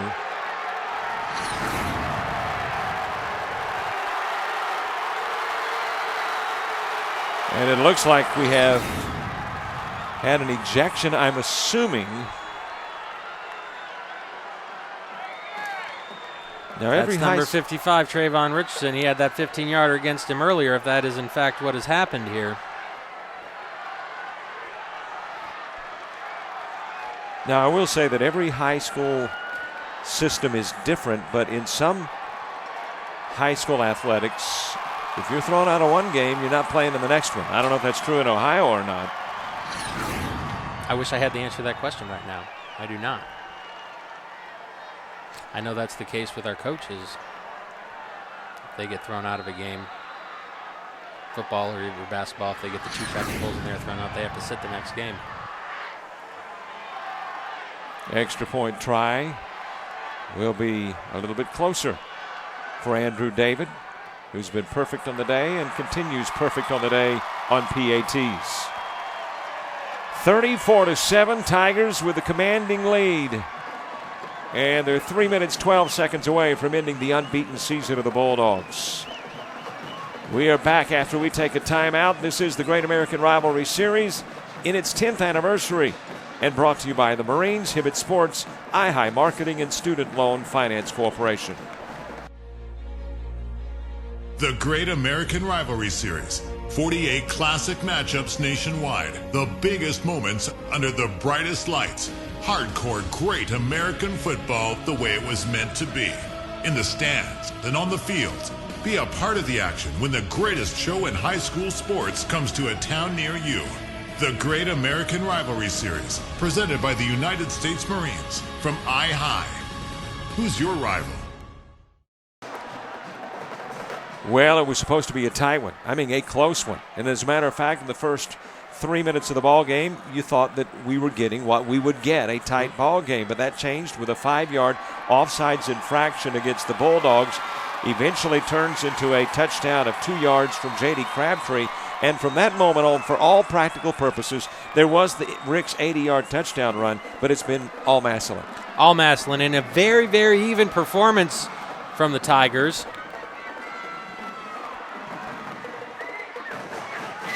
Bulldogs. That is Bryce Short. Bryce Short, we've called his name a lot. He's quietly had a decent day for the Bulldogs in this, what it looks like is definitely going to be a losing effort. But young Bryce Short has very little to hang his head about. He's been in on a lot of important plays. Very even performance from the Massillon Tigers, especially scoring-wise. You get 7 points from them in the first quarter, 7 points in the second quarter, 10 points in the third quarter, 10 points in the fourth quarter. Glover Williams over the middle, almost picked off. Should have been picked off. That's number 24 for the Tigers, Mike Smith. Hands on it, just slipped out. Well, you mentioned at the outset, and I think you found the Achilles heel in this McKinley Bulldog unit, and that is when they've got to rely on the pass. It's their running game that gets them there. Mm-hmm. Absolutely. Hand off to Smith. Smith wrapped up at the 45-yard line. And even the body language now on the Bulldog side of the football would suggest this one's over. Yes, absolutely. That fire that we saw in Eric Glover Williams seems to have been extinguished. Obviously, that bad pass is not going to get him too excited. 3rd down 9. Football's got to get inside the 46 of the Tigers for this Bulldog drive to continue. Williams not looking to run, looking to heave it down the field, and it is almost picked off. Had it not been for maybe a little bit of pass interference, but this late in the ball game with 2:23 to play and the big lead and the rain falling, you just don't pull the hankies out as quickly. He had a receiver to his left, deep down the field. That was number 6, Ryan Rios, wide open. Glover could not find him on that play. John Henry Bronchak, Mike Smith back to receive the kick of Xavier Hatchett.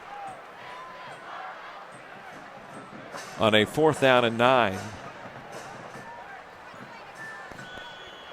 And now a timeout asked for by the Bulldogs. Well, as we start to look forward and see what's in front for these teams, Massillon looking like they'll be hosting a game next week, probably against a team Nordonia from just up the road there in Summit County. McKinley will stand pat in their rankings in the region because they're not going to get any more points based on this contest. So we'll see who comes into Fawcett Stadium, and McKinley's going to really have to look at themselves because there are a lot there. They look very beatable right now. There's a lot of teams out there who will be happy to take a crack at this McKinley football team right now. And yet this game obviously has big playoff ramifications, but too, there is an awful lot of desire on both teams' part to win the rivalry. Absolutely. Now McKinley will not, anything short of going out and then completely turning around and winning a state championship or getting into that game, or getting maybe even just a game away, and this season will be incomplete because of this loss to the Massillon Tigers, compounded by the fact that it'll be the 3rd in a row. The Hatchet kick inside the 10 down to the 9-yard line, and that's where the Tigers will start what might be the last drive of this football game. A couple of timeouts on the board for the Bulldogs. You would think they have no desire whatsoever to use those timeouts and get the ball back. And you've got one for the Tigers, and they're not interested in using up that timeout as well, but in expending the final 2:10 of the football game and getting this one over.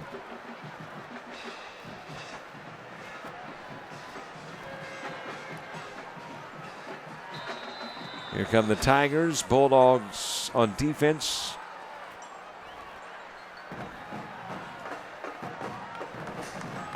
And the Tigers don't appear to have a quarterback unless you got Wilson running the Wildcat. And now you got a timeout that you're going to have to use. Well, you need somebody at the quarterback helm unless you're running the Wildcat. And Wilson was the lone running back in the backfield. We were a little confused as to who was coming into the ball game to do the proverbial mop-up duty here. And here comes the freshman Danny Clark. All the way from the other side of the field. Well, you know, the freshman's had a big day, big win. Yeah. Hey, said I've done my job. Let me get a popsicle up here. Hot chocolate, something. They will indeed use that timeout and let Danny Clark trot onto the field. They needed it. Well, you knew when the guys started looking around, don't we need a quarterback for this play? Yeah. And here comes Danny Clark, and now we can get action underway. First down and 10. Give goes to Wilson. Wilson right up the middle, breaking tackles, and he just might work himself almost there to that 200-yard mark. That's that's the sign of a broken team right there. You can kind of run it up the gut. A lot of slumped shoulders, a lot of heads down on that McKinley side of the field. Second down and a couple. Wilson again, and Wilson backs his way to the 22. Looking at the spot, looks like they have it. Yeah, moving the chains. And you've got a Bulldog timeout, which is unexpected, at least on my part. But we will take a break since there's one on the field as well. 34-7 the score with 92 ticks left on the clock. Great American Rivalry Series in its 10th year, brought to you by the Marines.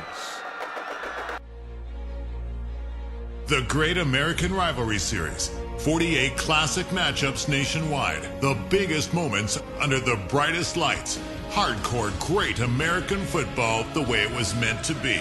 In the stands and on the fields. Be a part of the action when the greatest show in high school sports comes to a town near you. The Great American Rivalry Series, presented by the United States Marines from High. Who's your rival? The War of 1894. One of the teams came here without a whole lot of ammo. And the Massillon team, a lot of firepower, 34-7 the final score.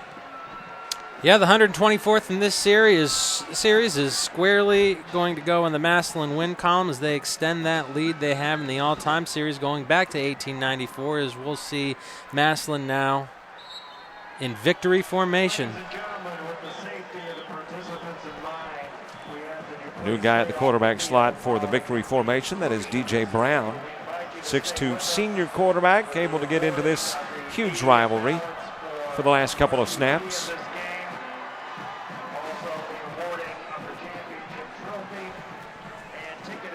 McKinley Bulldogs, Massillon, Washington Tigers.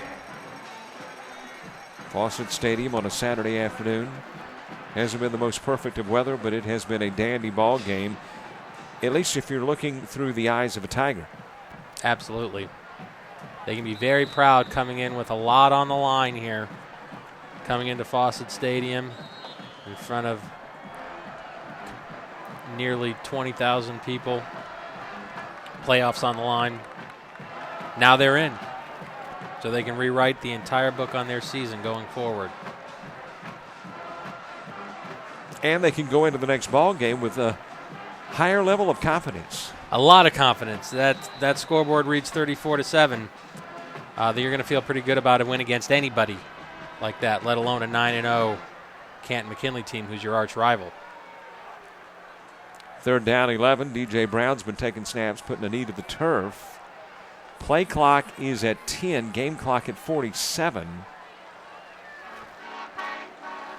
So let's see if the football will at some point wind up back into the hands of the Bulldogs for an ever so brief moment.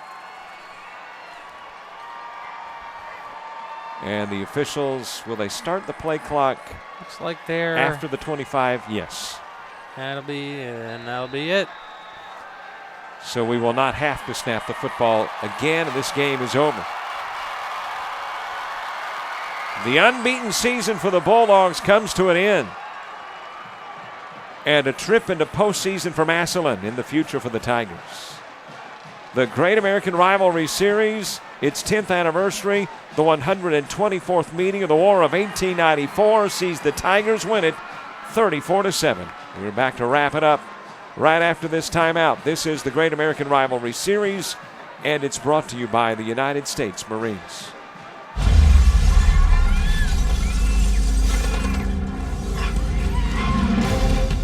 There are a few who move toward the sounds of chaos,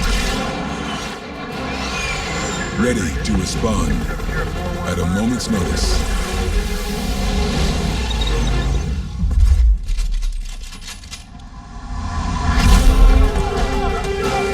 And when the time comes, they are the first to move toward the sounds of tyranny, injustice, and despair.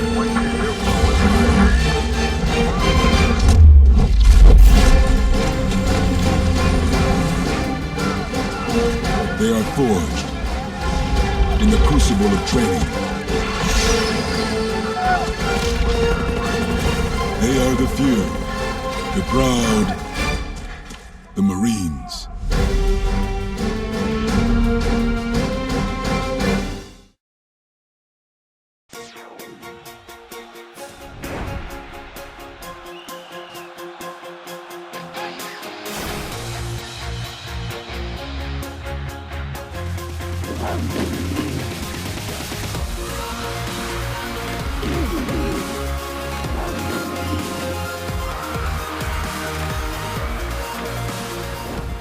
On the field or in the bleachers, get your game day gear from Hibbett Sports. There's no need to worry about how you're going to pay for college anymore. The iHelp loan program enables students to fill their needs when financing their education.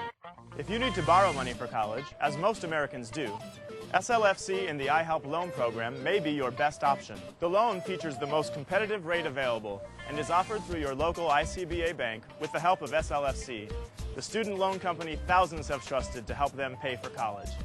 Go to slfc.com and explore all your options now. The Great American Rivalry Series. 48 classic matchups nationwide. The biggest moments under the brightest lights. Hardcore great American football the way it was meant to be. In the stands and on the field. Be a part of the action when the greatest show in high school sports comes to a town near you. The Great American Rivalry Series. Presented by the United States Marines. From High. Who's your rival? Tigers are into postseason. They are celebrating with the fans that remain on the visitor side of the sidelines. 34-7, your final score. Scott Castor, is it possible that a game changes on an offsides infraction on a fourth down play? Well, we kept coming back to that, didn't we? All throughout the game, it's incredible that here we are at the conclusion of this game, and that play sticks out in our minds so much. Not only because of the sheer negativity of it from the McKinley standpoint, and then on the positive side, what it did for the Massillon Tigers, extend what was obviously going to be a 3-and-out into a touchdown scoring drive, and Massillon did not look back from that point in the game. Well, if the game did not change on that 5-yard infraction, it was solidified by the blocked field goal and the return of 41 yards by Alex Daly to end the first half. Absolutely. And you had McKinley who did not get a chance really to make any noise after that. So the wind went out of their sails very quickly, and that certainly did start on that opening drive. Great American Rivalry Series trophy going to be handed to the Massillon Tigers, and also an individual honor will be handed out as well. Who are some of the front runners for that MVP trophy? Well, I sure think that on the obviously on the Massillon side, that our running back Wilson, with nearly almost 200 yards, he was the workhorse, averaging a significant 7.1 yards, a powerful 7.1 yards, a long of 51 yards. No touchdowns for him, though. Danny Clark with the touchdown run, but he had minus yards rushing. So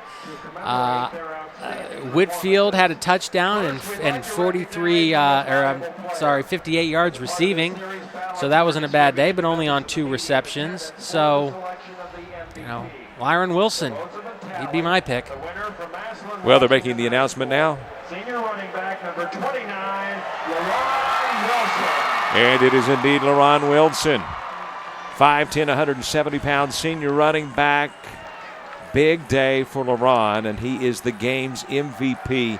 Didn't score a touchdown, as you mentioned, but he set up the Crabtree score, the opening score of the ballgame, the 2-yard Crabtree run, and it was Wilson with those key gainers at key moments in the game that just kept the football in the hands of the Tigers. He is your MVP, and obviously carrying away the Great American Rivalries trophy will be the Tigers of Massillon on virtue of their 34-7 victory. Well, it's been great working with you, Scott. Thank you. It was my pleasure to be here. Well, ours as well to have you here, and thanks to Rick Ford down on the sidelines. Great work there. Our camera guys, thank you very much for braving the elements here in Canton, Ohio. Our executive producer, James Crenshaw, on his A game as always. Robert Williamson saying so long for the Great American Rivalry Series. It's all been brought to you by the United States Marines, Hibbett Sports, iHigh Marketing, and by Student Loan Finance Corporation. For the Canton fans and tickets for next